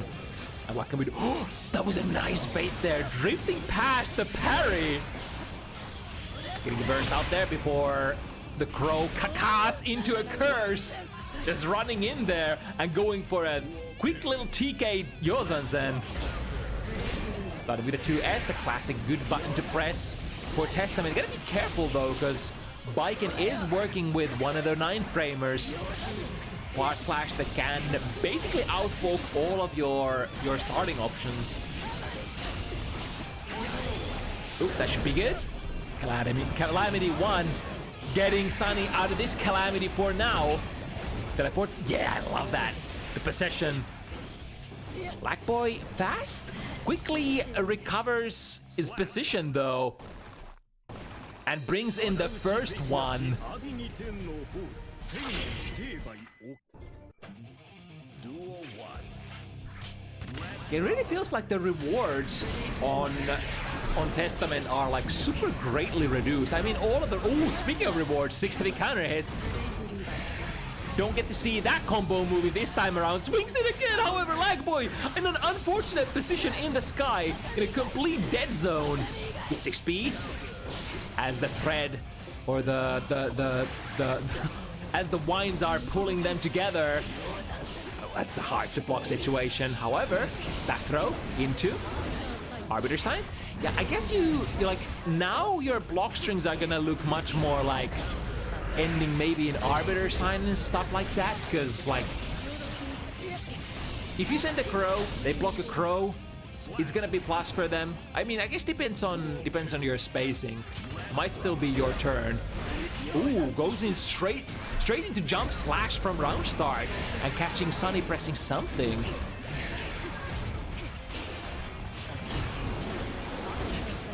Overhead, Arbiter Sign once again. Double jump over the crow. That's exactly what you want to do. Curse is on, that's a hit. Doesn't maybe even matter. Would have gotten a combo either way. The backdash, but LagBoy on the chase, the instant air dash jump slash. Do we get an anti-air? No, sir. jump K, just in case that we moved ourselves into a position where it could cross up. Very, very interesting and nice little button. Teleport straight into the jump slash. However, LagBoy might have been a little bamboozled about their own counter hit. Gets the real estate. Teleporting around a little bit. 6P, the classic good button from Testament. Oh, the Grave Reaper. Air version completely airballs there. Unfortunately for Sunny. Nice with the 5k pickup. We apply Curse. That looks kind of good. That's probably something that you wanna exercise this season 5 as Testament.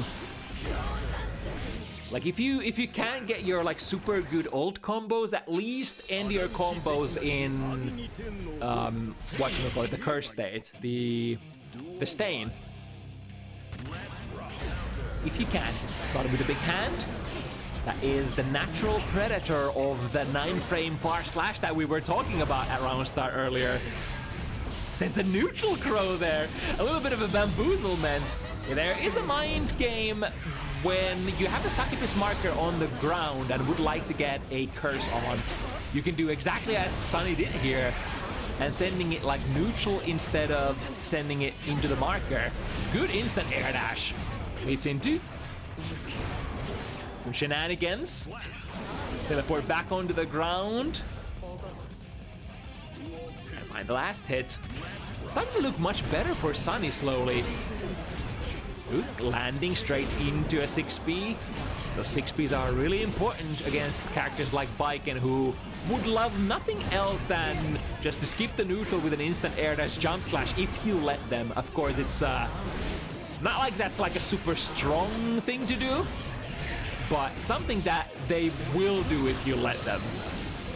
LagBoy working the burst, delaying it.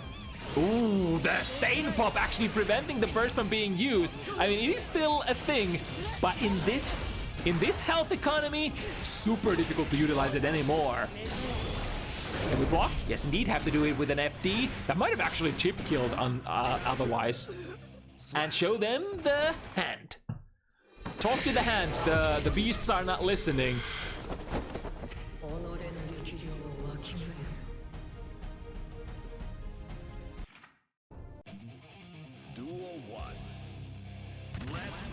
All right, on the board. On Sunny's side. Sunny's side. Let's see where the sun is gonna shine though. Finds a far slash counter hit. Takes out the burst as well from LagBoy. And it's gonna be decently plus, sending those hippos across the screen. While your curse is applied. Ooh, Arbiter sign instead of the crow. Ooh, there's gonna be a punish! Yes, indeed. Falls straight into his doom.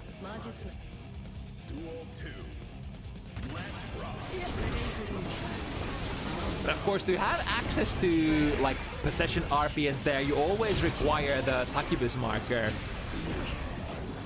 It's like that situation where you teleport out of the way of the super gunshot from Baiken, kind of rare thing to happen, I guess. The charged Reaper still coming, possession into low. That was very tricky. Never seen that before.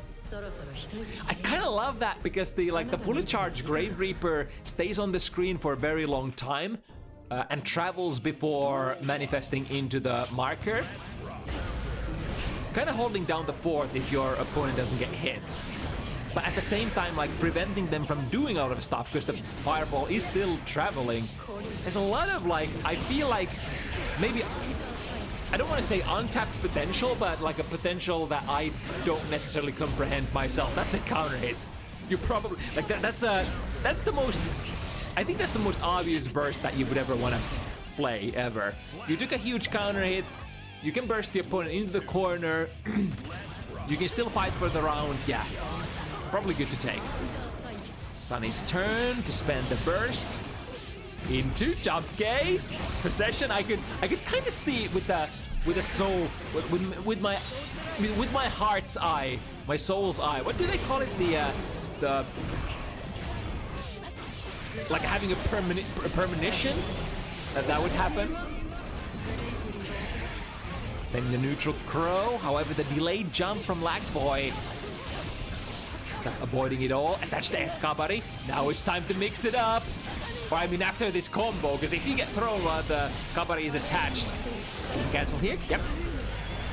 Straight into bar slash super. Is it gonna be enough though? Not a lot of scaling, but also not a lot of front-loaded damage there on the background. Putting the characters together and tapping them with your 5-framer. Oh, that's definitely a Yomi layer. Trying to swing into the fast far slash on Sunny's side, and then trying to counter. I wonder what 6B. Yeah, anything but 6B, because that move doesn't reach far enough. With the possession, able to get some real estate.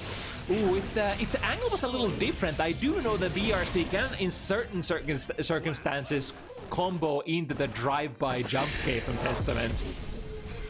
And just like that, Sunny has been able to break out of the 0-2, or rather completely reverse the momentum and take the lead here. And a very exciting character. Maybe a little biased. former Testament player, by the way. Double jump, not able to overcome the upwards fireball. Ooh, but waking up with the parry.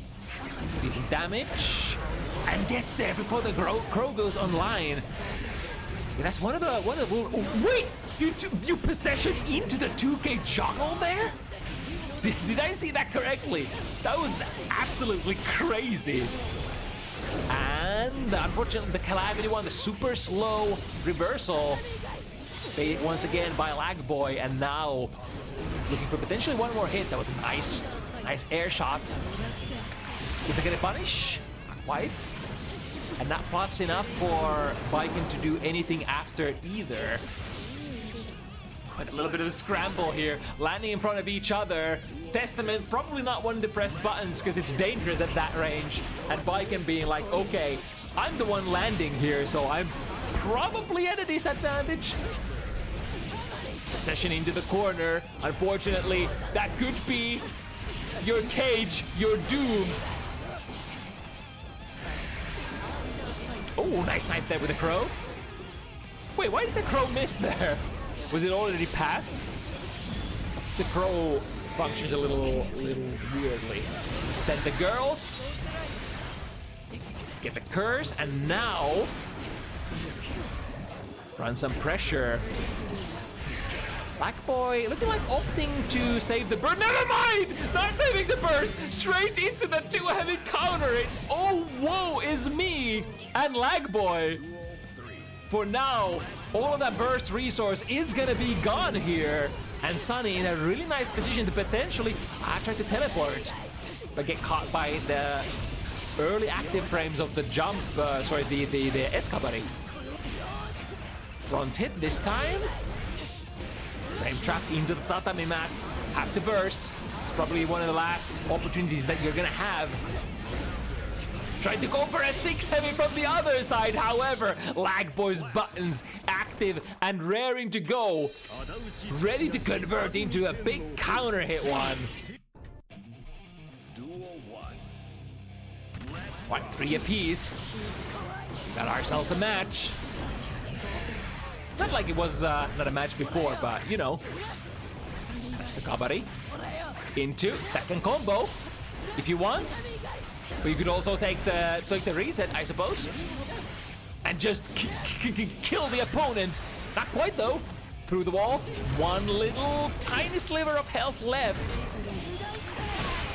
FD for your dear life. Unfortunately, the frame trap into the heavy Kabari. Catching Sunny, starting with the 6P again. No jump shenanigans. I wonder if the round start 6P can catch like TK Yozan. Speaking of Yozan, here come the mix-ups. And then some.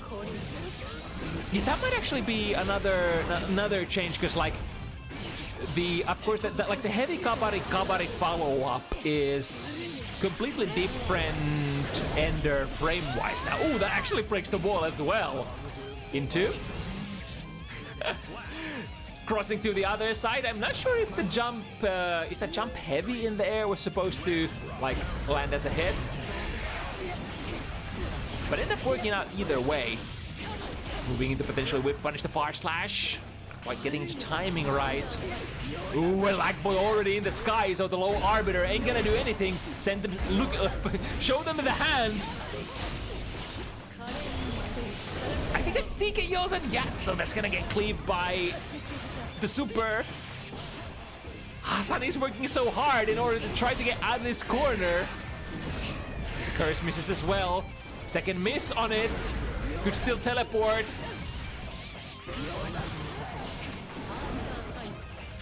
Walk on the overhead, sending the Corona, getting bamboozled. Yep.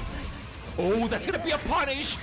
The BRC slowdown frames basically sees Sunny manifest into the yummiest punish of his life, or maybe the easiest one. I wonder if that was kind of like the idea behind the BRC. It's kind of like, okay, if Sunny teleports, I'm gonna be able to see it and I'm gonna be able to punish it. And if she doesn't, then you know it's gonna be like it's gonna be my favor anyway afterwards. Ooh, miss with the 5D combo. So Sunny getting an extra opportunity. Oh, missing with some sort of setup here. Swinging a miss, swinging a miss. The tether physics just not working enough. Bring me my target. Bring me my hurt box. I demand.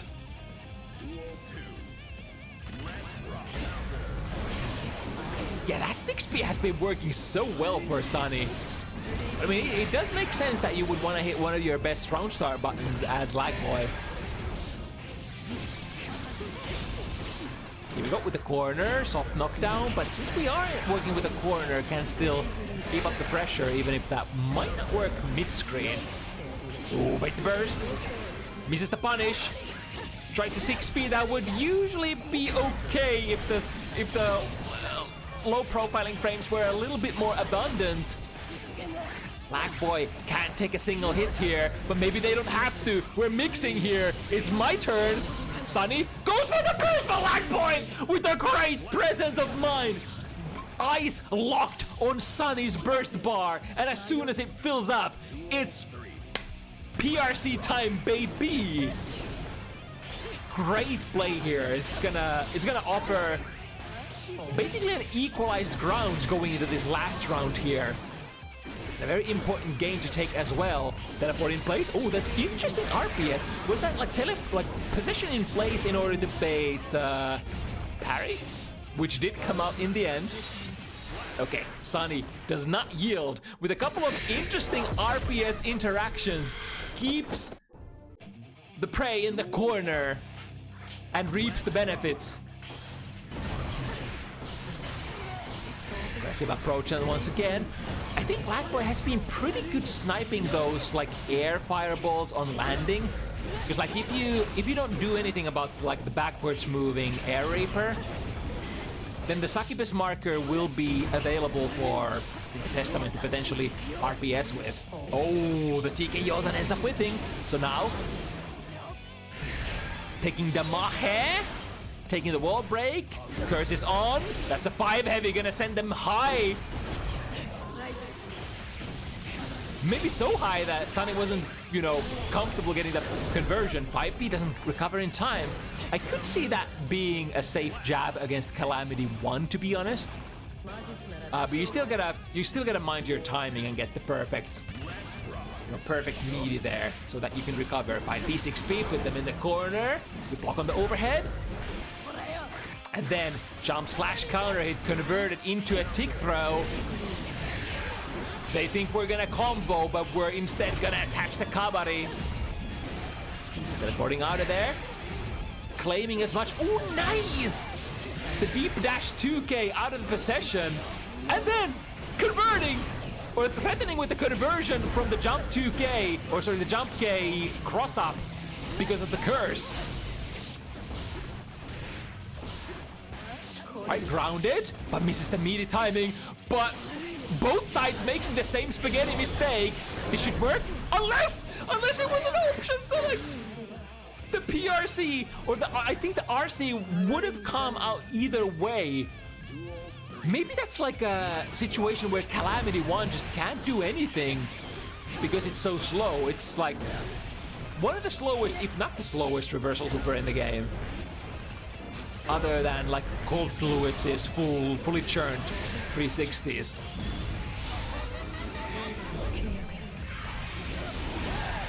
Alright, let's see what we can do with this curse from the front side. It's so deceptive as well, because the jump kick kind of looks like, even if you're on the front side, it kind of looks like you would like to cross. But then it's a fake cross up. Is that like a real setup that you have times, or like rather frames to run? Like after Nostrovia knockdown, break through the wall, dash forward, and then left, right. Big counter hit. Only worth a burst. The burst on cooldown so that we can get it back sooner. Reaper into some RPS. This time LagBoy managed to escape with the queued up jump.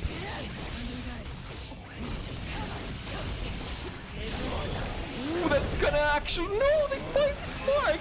The Yozan extending Baiken's hurt box all around the world. Na na na na na, as they said. Very Guilty Gear-like interaction. You think you're safe crossing the opponent, but no. If you're extending yourself into it. Try the close slash, anti-air. Not as good to dispatch anymore. Sniped it with the curse, trying to get another one. So one of the big value far slash, getting rid of the stain. So one of the biggest sort of gameplay changes this patch is nice. Again, teleporting into the low there. Conversion. Girls having a good time, and Sunny probably as well.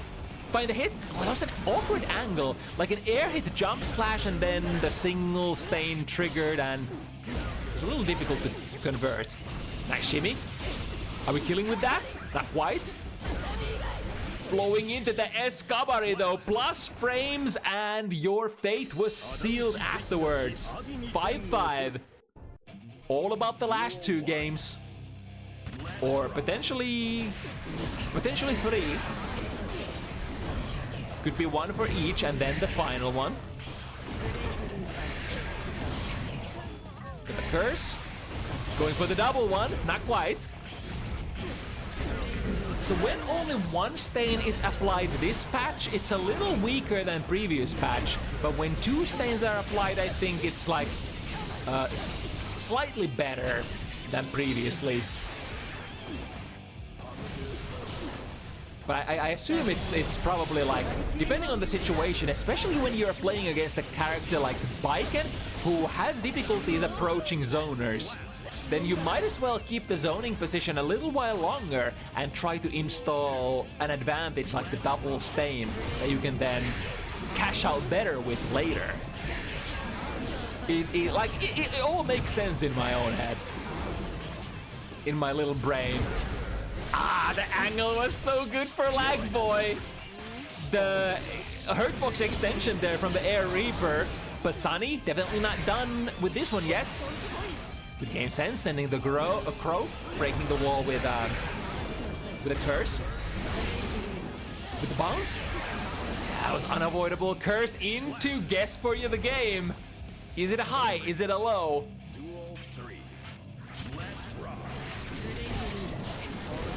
Start from Sunny. Oh, nice. It's always so nice when you like go into an immediate jump and then immediately teleport or possess the marker and avoid the opponent's jump arc. Really cool looking stuff. That makes me want to play Testament. Uh-oh, that's a drift RC. Can block here. 5 the counter hit. Attach Kabari. We're gonna go for a ride. Is it LagBoy who's gonna be pushing this advantage as we're moving? Oh, big swing here. Hail Mary reaping of the graves.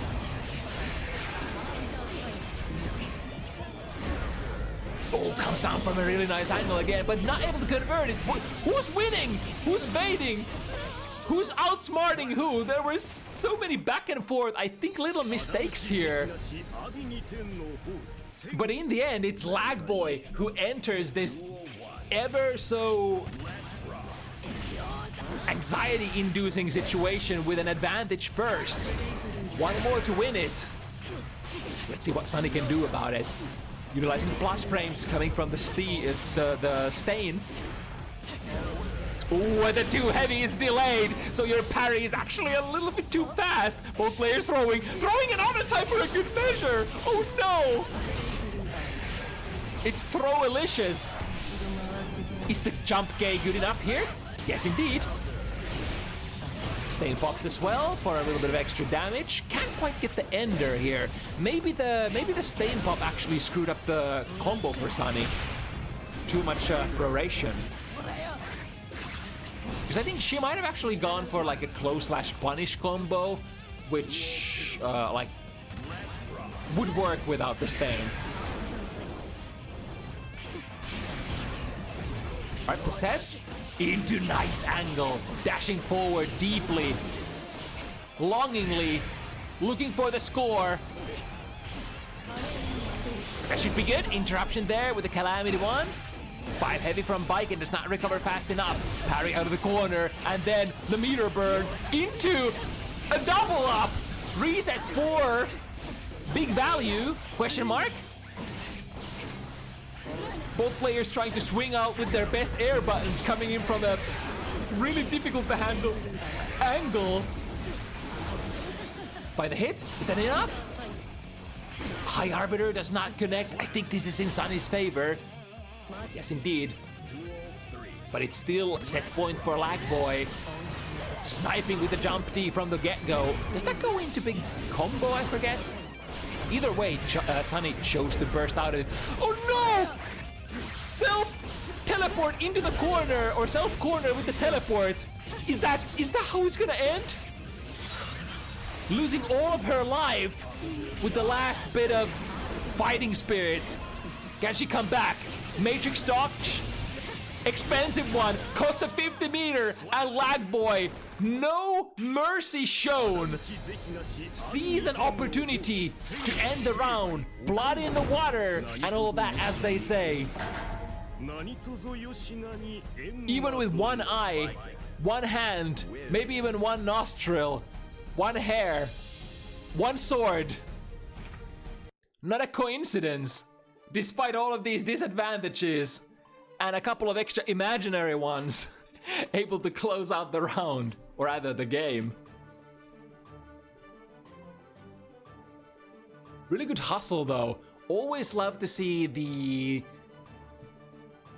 active possession action, which is, I mean, I guess it's not even arguable. It's one of the coolest factor of this character. One of the sauciest things of Testament, for sure.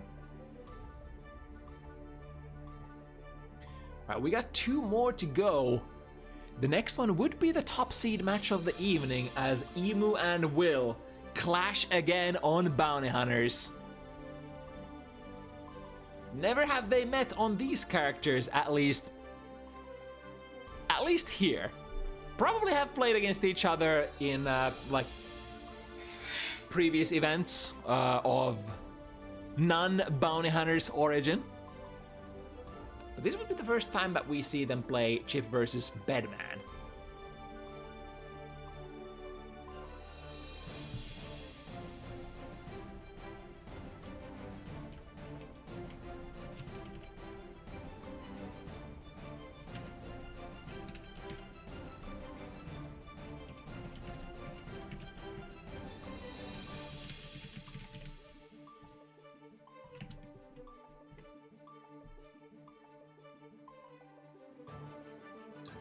Alright, our third chip of the evening. Let's see what sort of alpha plating action is gonna be presented to us next. What are we in for here?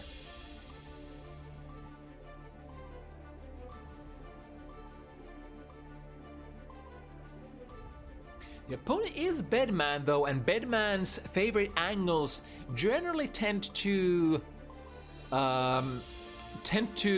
include, but not limited to, some of these like back jump angles where you first fire maybe a fireball, then get an error, and then you play your special 8-way air dash floating RPS. They cannot change society.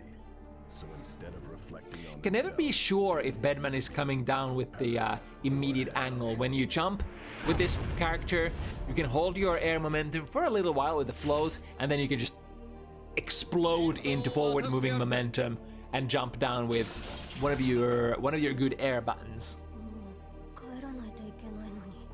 Against like sort of gameplay loop like that, Chip should be pretty good. Being able to maneuver against Bedman as fast as possible, certainly an advantage. Starting with the 5 heavy counter hit as Will is pushing forward from the round start.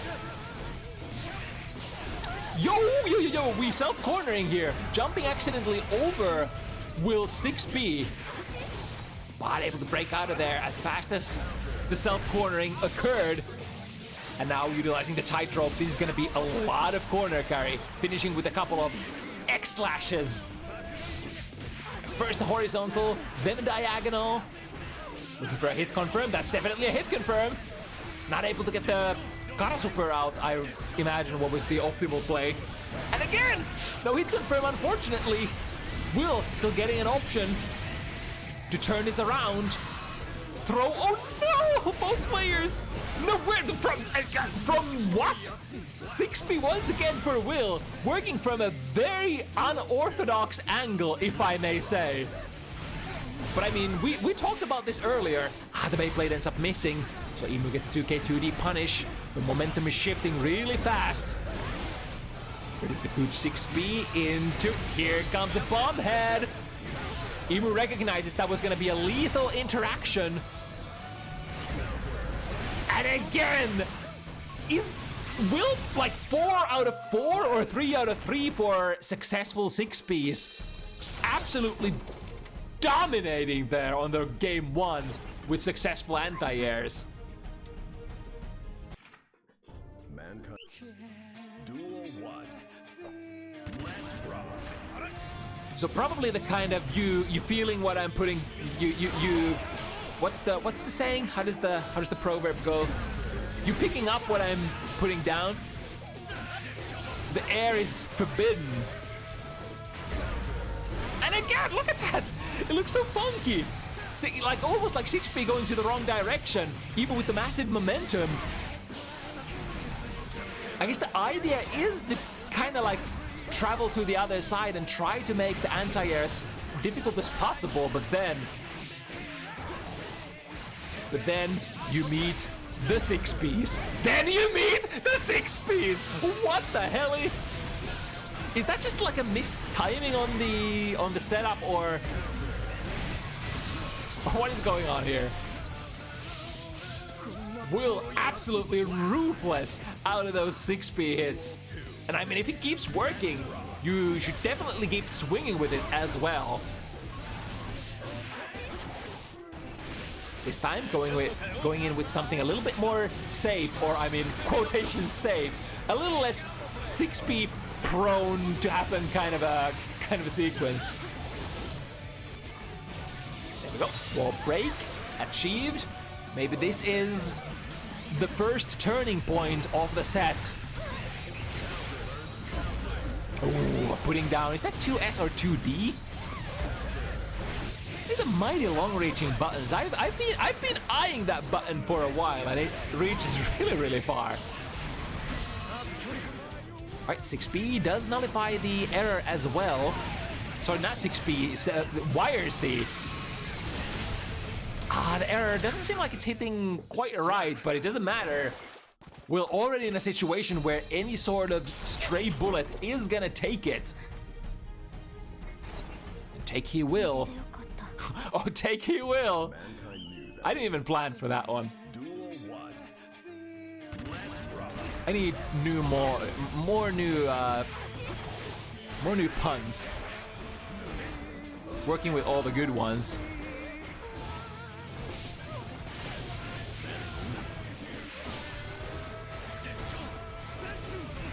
Ooh, interesting. The third Rekka there ended up whiffing as Will is jumping out. And double jump again, coming down with the jump D. Bed press. Oh, that's okay. Spending a lot to re-engage there. I mean, it's not like you can do much about it because the Zanzei Roga is, for one, inborn startup and then very difficult to catch on the zoom zips. If you catch my drift. If you catch my drift, RC. Ha! There we go.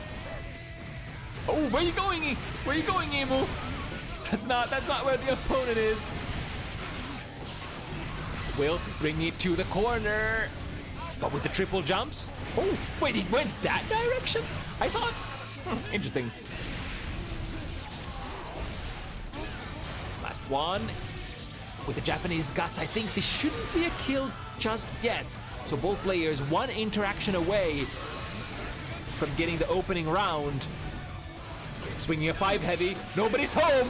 Finally successfully jumping over Will 6P. It ends up whiffing, but not enough oomph, unfortunately, from that play. I think Will had the burst available there, so. Oh, this time with the 5P. That works too.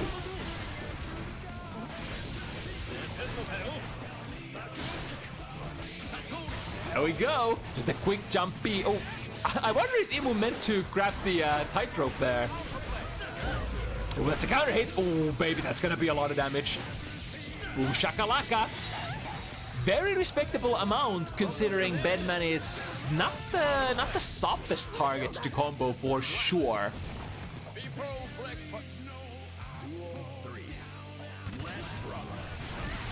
Ooh, picked the wrong RPS option there on the round start. Emu going in with the instant air dash. Ooh, nice whip punish there. Swinging a miss with the malfunction. Wait, huh? How did I miss? Was Will already down on the ground?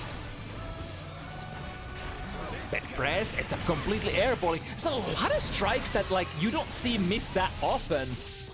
Maybe was that one of the changes in the patch that jump D from Bedman got like a hitbox nerf or something? Because that would kind of make the lore inside my head align perfectly. Get the take blade, we got the error coming in as well. Tried to challenge it. No sir, no sir. That is dangerous. In fact, -3 games kind of dangerous. As Will is blazing forward with confidence that I want to see we'd never seen before, but honestly, we see every time we see Will play, it looks like honestly pretty confident. And not this time. This time the angle is good for Emu to pass by with the jump heavy and not get 6 speed in the aftermath. But yeah, with the 6 speed, that works for sure. If you're, especially if you're trying to meet somebody who is like a little bit too far away with a far slash, that's kind of like a good spot where those wild reversal 6Ps will end up thriving. Again, punish on the malfunction. Oh, that's a cleave and a half. Making sure those plus frames and the error is gonna happen. Imu already out of there though. Bouncing from the right wall to the center, and now plus frames, can we get there? Not quite. Will able to jump out of there in time. I'm gonna make that hit count for sure. Emu in a little bit of a bind here, I would say. Struggling to find enough successful interactions. I say that, but we get a very, very successful one here. Need to follow it up though. We got the resources. Now what do we do? We're so absolutely ready with those anti-airs. There we go. The micro dash, 2D, finding a hit. Banki Messai, gotta cancel. One more. We got the 15, the tank. So one hit could be it. Could be it, run with the bit. I guess, yeah, a little bit too far, so we didn't spend the meter that time. But Will also holding onto the burst. They're absolutely fine taking onto this last game here, sorry, last round here. Starting with the tightrope. with the increased recovery on that was kind of hard to punish in previous patch because it like pushes Chip, not only pushes Chip away, but also recovers like relatively fast. But now it's a little bit easier to punish with the increased recovery. Drilling it down with the jump heavy, very hard to block. How many overheads? Guess! Guess, asshole, or you're dead. Shuffling around, gets a 6p into the right direction. No cancel bow, unfortunately.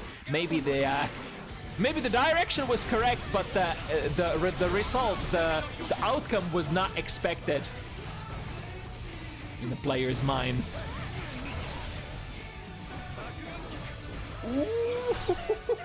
Footsie's there. The jump K just grazing past just by a little bit, but again, it's outside of Imu's reach, unfortunately. Fourth one. How many more till the winds blow in a different direction? Or is Will simply a typhoon here? Oh, there we go. Footsies, mannen. Leg inte, as we say in Sweden. If I was a Swedish person, I mean, I'm Swedish adjacent, close enough. That's one of my favorite one-liners, though. Right, with the blast frames. Oh, gets smashed out by the 2P. Will still not out of there. Holding on to that burst. We could. Oh, was that a burst bait? Might have been a burst bait from Emu. But Will still holding on to that golden resource with an empty low. A lot of these setups are also safe jumps. Even though Chip does oh my goodness! Zip zap! Click clack! Not your turn, even though the Beyblade is extremely minus. For Will has the juice to make the pressure go on. Explosions and then springs. Springing from the bed. What was that? That was a tough hit from the 5D. So tough, in fact, that Emu can't move. Here we go. Let's go.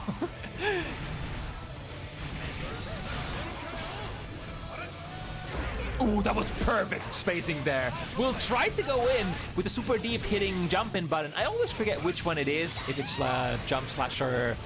No, it's jump heavy. Jump heavy is the multi-hit, right? Yeah, because bed press is D, S is the vacuum, and then the multi is heavy. Makes sense. Logical genius that I am. There we go from the footsie's position. Bunky Messai once again. Very classic OG gameplay loop. Can do it again if we want. Is this RC worthy? Imu says so. Deems that it is gonna be a kill, and correctly seeing the future, it indeed does do the thing that Sejam asks for. Oh, that was from really far away. 5k hit. Very nice. Nice. Ooh, the FD as well. Pushing Will away from the malfunction range. Emu seems to be waking up. Also, howdy gamers from Dr. Dubs' stream. Hope you had a good one. We got another Bunky Messai Kara cancel conversion. It's 4 games down, but it looks like Emu slowly waking up from the slumber. Oh no! It's okay. We still have a life bar. We still have a full life bar. HiWill does have the burst advantage here, though. Even if Emu manages to break out of this, and his damage ends up mounting up so fast. To the other side, bed press. Good whip punish. And the 6P, they do be working out for Emu for change as well. This set has so far been almost like a straight litany of absolutely cracked 6Ps from HiWill. But now, Emu pulling out a good one when it matters too.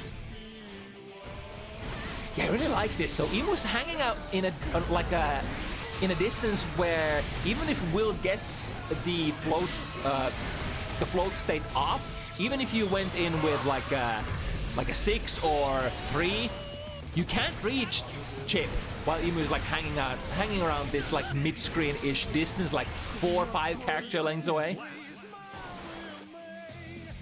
And then ready to whiff punish on a moment's notice. Kind of like the kind of gameplay that Chip players usually like to like the show.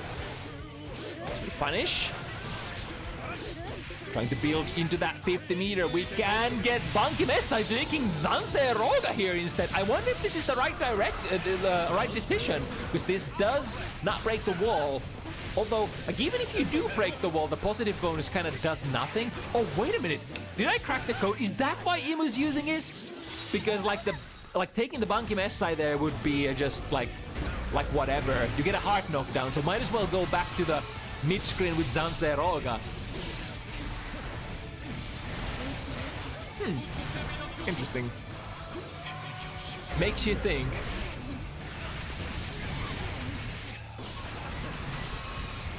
Get the error coming in. However, Imu gets out of there again. It kind of looks like you're jumping towards the left wall, but then you're like the Alpha Blade looks like it's supposed to go towards the left, but then it goes to the right. But I guess that's kind of like what this character is all about. Able to summon the tightrope, very short-lived here, and now we're going for a ride, enhanced by the explosion radius of the error.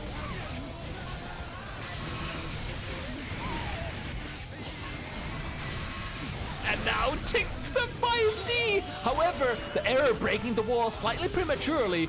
Yo, what was that 5 heavy? Footsies? Again? In my video game? Ah, but the Beyblade. Fast and furious. Sending it from the mid-screen, I mean, even if you whiff at that point, it's not too big of a deal.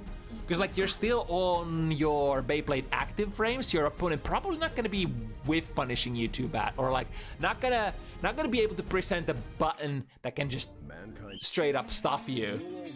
So even if you whiff, you still have the meter, you still have the 100, PRC, and go from there.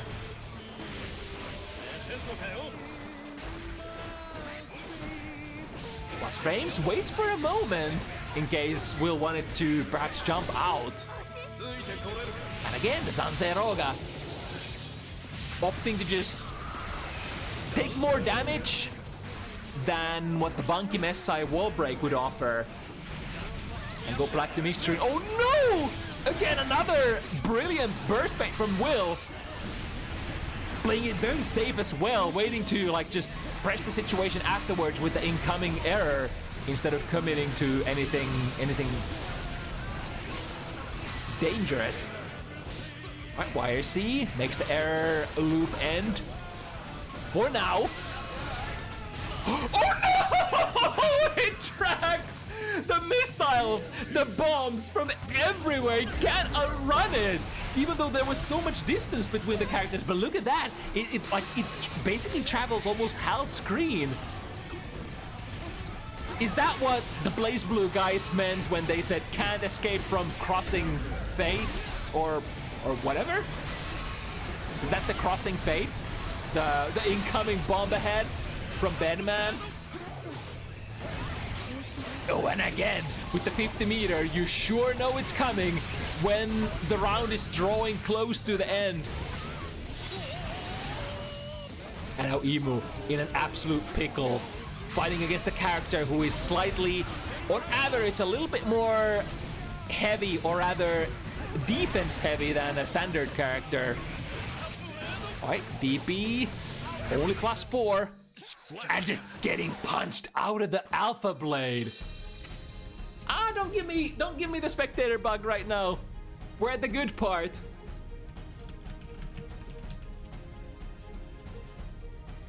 Curse you, Ishiwatari. Curse you, Gaben. Curse you. What's the name of the guy who is the lead designer? And all the other gods of the old and the new. I think the players noticed though. So let's do this shuffle quick.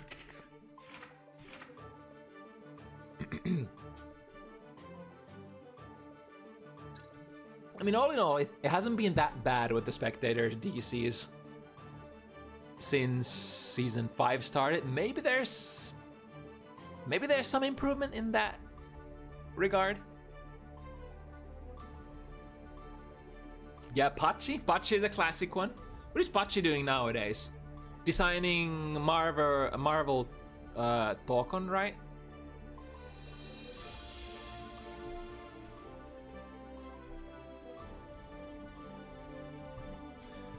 in the day, in the Exert days, we used to we used to whatchamacallit, we used to speak out our Lord and Savior Patch's name in vain.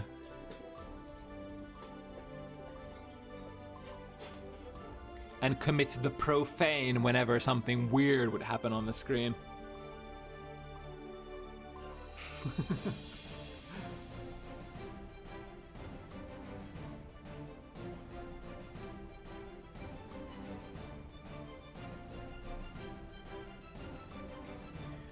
Alright, will Emu be able to do something about this absolute dire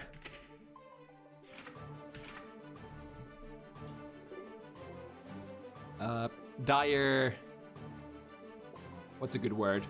I don't want to use the word situation. That's too boring. This current state of affairs. That sounds smarter.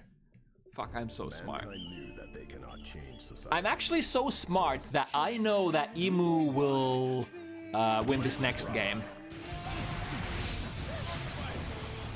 But my foresight is only like around 2 minutes, 1.5 minutes, so I can't see what happens after that, but we're absolutely sure that Emu is gonna take the next one.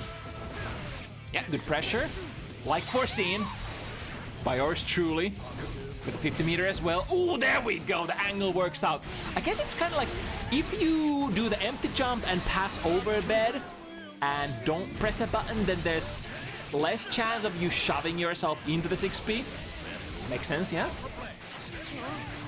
Yeah, it looked like a meaty. And then shoo.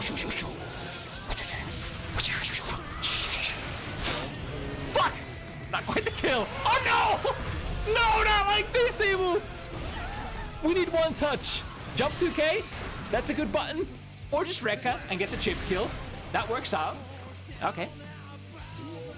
All according to prophecy. There we go, again. It's like the start of the set was like riddled with those like kind of sequences where Emu would get caught by the 6B in those crossing situations. But now, looking much better. Boss frames into 5K, take pressure. Ah, my beloved 5K, nothing beats that button.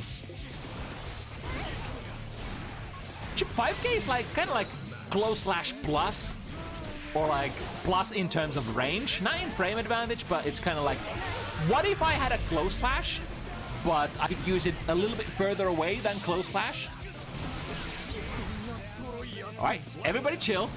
This is also part of the prophecy. Now Emu's gonna do some sick moves. Take out, yeah, and miss the meaty. That's all according to Geigaku.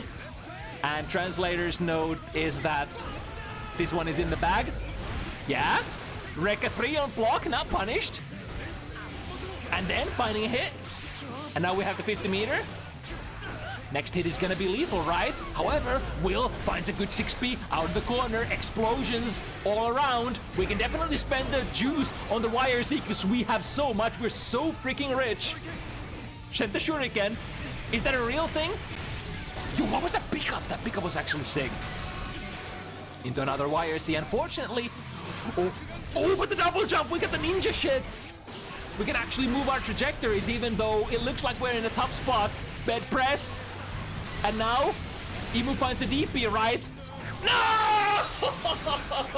Like I said in the beginning, Emu is not gonna win anymore. Will 7-1. I told you guys, I always get it right. Always get it right. It was Danzo deal. 7-1. Like I said. Damn, why am I always right?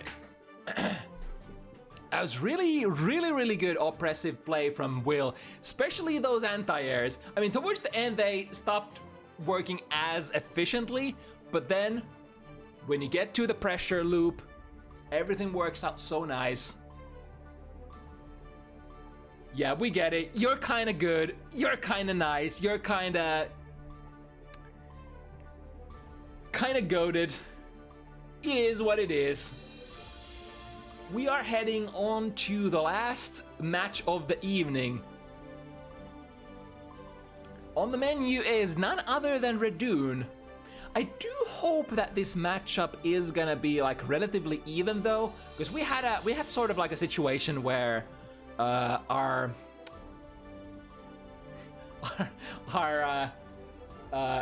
millions of signups did not amount to equal amounts of players at same skill level, so we had to make some little tweaks here and there.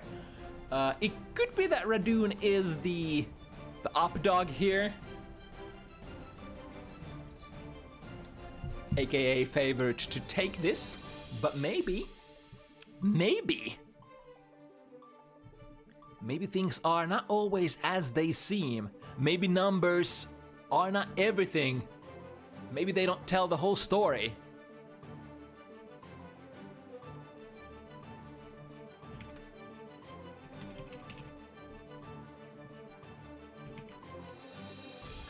You know what I'm kinda like upset about? Last week when I drew the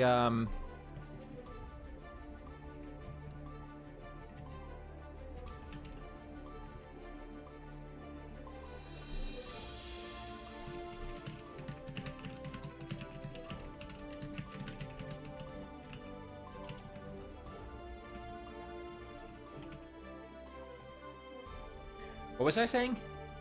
Last week when I was drawing the cards, I had like a sick meme format for Radune. I'm going to like I'm so upset that I didn't get to show my cards that I'm going to describe it in detail. I had on the left, I forgot who Radune was playing against, but it was a Testament player. So I was like, I drew with my X and MS Paint skills. Testament doing a round start 2S and being like, I'm going to pick round start 2S and then ellipsis, then what the fuck? And then in the right picture column we had Radune doing the round start heavy flash kick, and and I forgot what I wrote in there, but it's like Yahoo doing round start DP. And it was so good. I had a lot of good memes that I freaking lost when when my computer chose to do whatever it was doing that time. I'm so upset. I'm honestly so upset. You guys never get to see my overflowing artistic vision, my memery, my brilliance. So instead of reflecting on Oh well. blame the beast. Altinid's better at doing the cards anyway. Not like I'm salty or anything. Not like I put a lot of effort in those cards or anything. Anyway, we all know what's gonna happen when the round call is over, right? He's holding down. He's holding down. He's releasing. DP! But MT didn't get a good punish there. Maybe there is a knowledge cap. Maybe you didn't know that Radune was gonna DP at round start. Maybe you didn't research your opponent successfully. And here comes the gorilla. We're already in the mix with DJ Radune. To the other side, overhead. Can't see those coming. Oh, but probably didn't see this super whipping either. Goes for a 6 heavy punish, but is that too late? Is that too slow? What if close slash is not good enough? Alright, tries it again. However, Emptin chooses to pick the safer option. Just disengage from the situation. Your advantage is working in tandem with your body anyway. Yeah, that's gonna be a punish. Oh, spin. Yo. That's the move. That's the Leonardo DiCaprio pointing at the screen. That's the move. The new move. When you spit out your puppet. That's the move. Yeah, a little late to the punish. I think the artist formerly known as Rekka 1 for Leo is supposed to be light button punishable on block. Maybe only -5 though. Alright, spin it to the other side. Oh, where are you going? Trying to maybe double it up. I'm sure if that was a combo drop or if just trying to double up with the reset. Not ready to throw the Berserker Slash. It's truly a world we live in at the moment in this current Season 5 state of affairs for Leo. Not only can you... Oh, is it... Oh, no. Is the connection not good? Save us! Gaben! Giveth us the bandwidth for the server if... Alright, M10 gets the first one. And it's like... Zato is definitely a character you don't necessarily get to play against too often.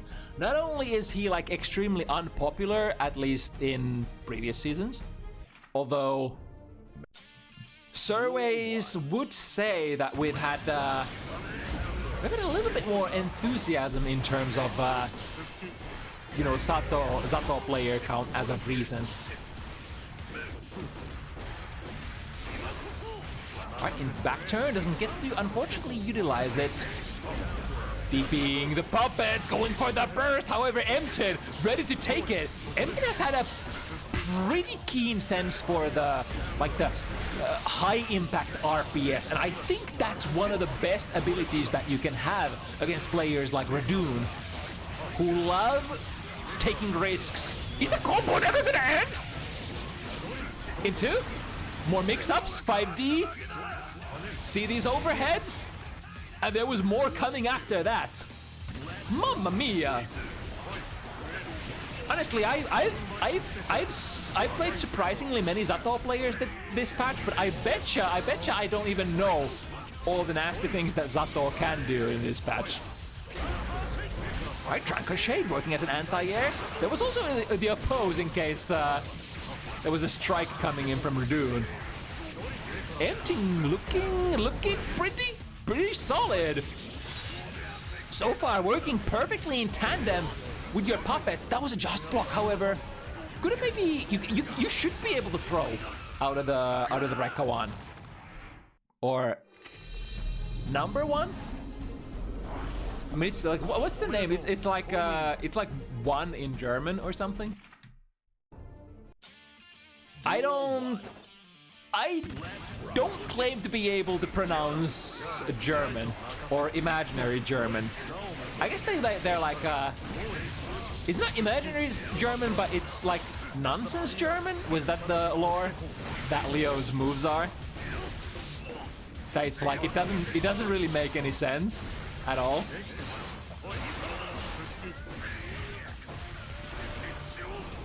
Right into the back turn, and you know what that means? That means that Gorilla Leap is available. Oh yeah, I was about to say earlier that what a timeline we live at the moment when you need to counterplay not only Berserker Slash but also the Gorilla Leap now, which is plus and block, by the way, if you don't manage to do anything about it. Yep. Into overhead, into a little nifty combo. Was probably trying to pass over M10 there for a cross-up, but maybe didn't get enough momentum to move through. Starting with the number one. I love it. That's like my favorite way of saying it, but I don't know if a lot of people actually get what I'm saying when I say like artist formerly known as Rekka 1. Because that was like in Exert, the chain used to be like you do that move and then you do like Berserker Slash and then you do the other thing, and those were like linked together a lot of the time. But now you can like the Rekka one doesn't actually Rekka. The Rekka doesn't Rekka. What giveth? What giveth Arc System works, and that was not a media apparently. M10 sniffs it out. Ooh, dangerous trade for both players, but the 6P! Hell yeah, the Zato 6P! Still one of the most oppressive buttons in the game. Even though it hasn't been normalized so much, still feels like an absolute chore to overcome. What a lovely button. Saying this, of course, unironically. Okay, Gold Burst. Eddie's still in the field. Nice! Jumps out of the strike radius and comes down with a punish. Because like it's super difficult to do anything about if you block the turbulence normally, because it pushes you so far unless you like IB. If you can get away from it, from the cancel, like I guess you obviously would love to do that, rather. Ah, the DP, the flash kick rings onto a wall of whatever it is, like a blob of slime, shadow slime. Jam. Mom Spaghetti. Who once again to the other side. Hold it down with Pierce. I guess Pierce frame data got worse as well this match, huh? Ooh, whipping an air throw there, landing into a punishable state, I reckon. Radune finds the overhead. Ooh, dash through, cancels it with the D. It's crazy that Emptin was actually on the same Yomi layer there. I would have pressed the button when I see that, like, on my RC slowdown frames, Leo is dashing forward. Sunboy making sure that we have the juice for the next screen as well. And now, I don't know what you can do about this other than block. Yep, speaking of not being able to do much, that's kind of cool. So double meaning there for the burst bait combo. First to bait the burst, but also to switch sides. That was kind of brilliant. Can my character do that? And this could be very close to finishing it up. To the other side, the trade, very dangerous for Radune. Still survives to fight another day. Gorilla Leap plus, however, the aggressive 5B. Wow, what was the gap? What gap would we press him? It must have been like back turn K, which is plus on block. Combined into like maybe a special cancel or an attempt to reset the spacing. Right. Well, Eddie is dead, but let's see if I am as well. Answer seems to be no. Berserker Slash catching the jump attempt, or maybe a backdash. Who shall know? Who would know? The corner and summon, looking good for Emptin for sure. Oh no! Making a little bit of an execution error there. Out of puppet gauge, collides with the armor stance of Leo's. Radune is extremely loaded. Oh no, it's that combo. It's that OG combo from Vanilla when you have the oppose on and you get countered by Zato 2D. Sorry, too heavy. A good trade for Emptin. Landing swiftly out of the leap, or the flight, as we call it.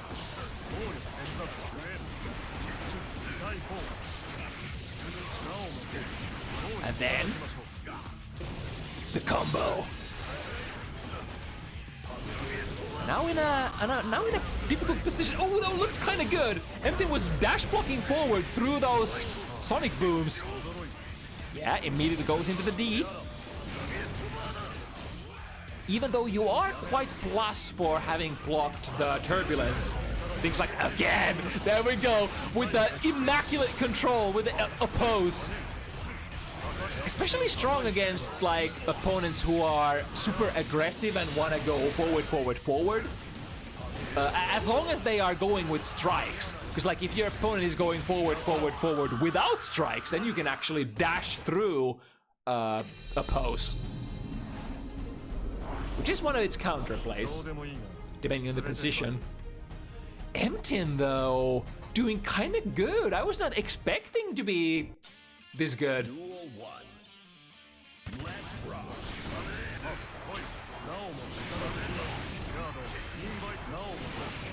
Oh, got him out of the flash kick started as well. And even this puppetless play is going so well for Emptin. I think it's kind of like a requirement for, like, if you wanna triumph over Zato in this matchup, or rather any matchup, it doesn't even matter what matchup, you have to have success during the famine period of Zato's. When the puppet is off, then like you gotta make something you gotta make it count. Ooh, okay, blocking, or rather taking the hit in a very strategical position where like Emptin ended up completely messing the overhead mix-up part of the sequence. Unfortunately, not doing much. Going for the throw a little too early. And Emptin again, locked and loaded, teleporting into lots of baits, to which Radune says no. Counter hit. Back turn P, through the glass we go. Looking for one more hit. But starting with a 2S. Ooh, that was kind of good. Advancing until Emptin let go of the shadow. And then stroke. Striked? Stroke? Stroked? Wait, English? It shouldn't be this much of an issue. But let's see who's gonna stroke who. For now, 6-0, Emptin looking kinda good, as we say in the industry, looking extremely good. In fact, looking fucking amazing. I ain't gonna sugarcoat it. What can we do here? That's gonna be a punish, yep. This time getting a 2K2D. Leo's K-strings can be very committal, especially if your opponent is instant blocking. Ooh, that was a 2S from downtown. DP baited as well, baits the burst. Burst doesn't come this time. If there is one thing, oh my god! He went for a double bait. Even after Radune thought that the baits were done with. And set point Emptin.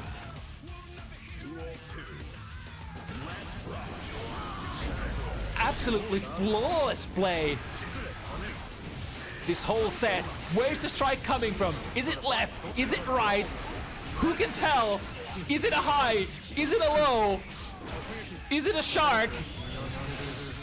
Or is it a sword? Emptin looks to be needing one more touch. We'll have to counterplay Radune's burst. Here's the burst bait. But as has been so far for Radune, doesn't take the bait immediately into... Oh, gold burst. That works. Reflex to Sonic Boom. Who's getting hit? It's Radune. The pose was still active. Unfortunately, the armor stance approaches the puppet, who's standing tall, guarding its master. Absolutely great play and ability to maneuver this matchup. Emptin surprises Radune with absolutely flawless Zato execution.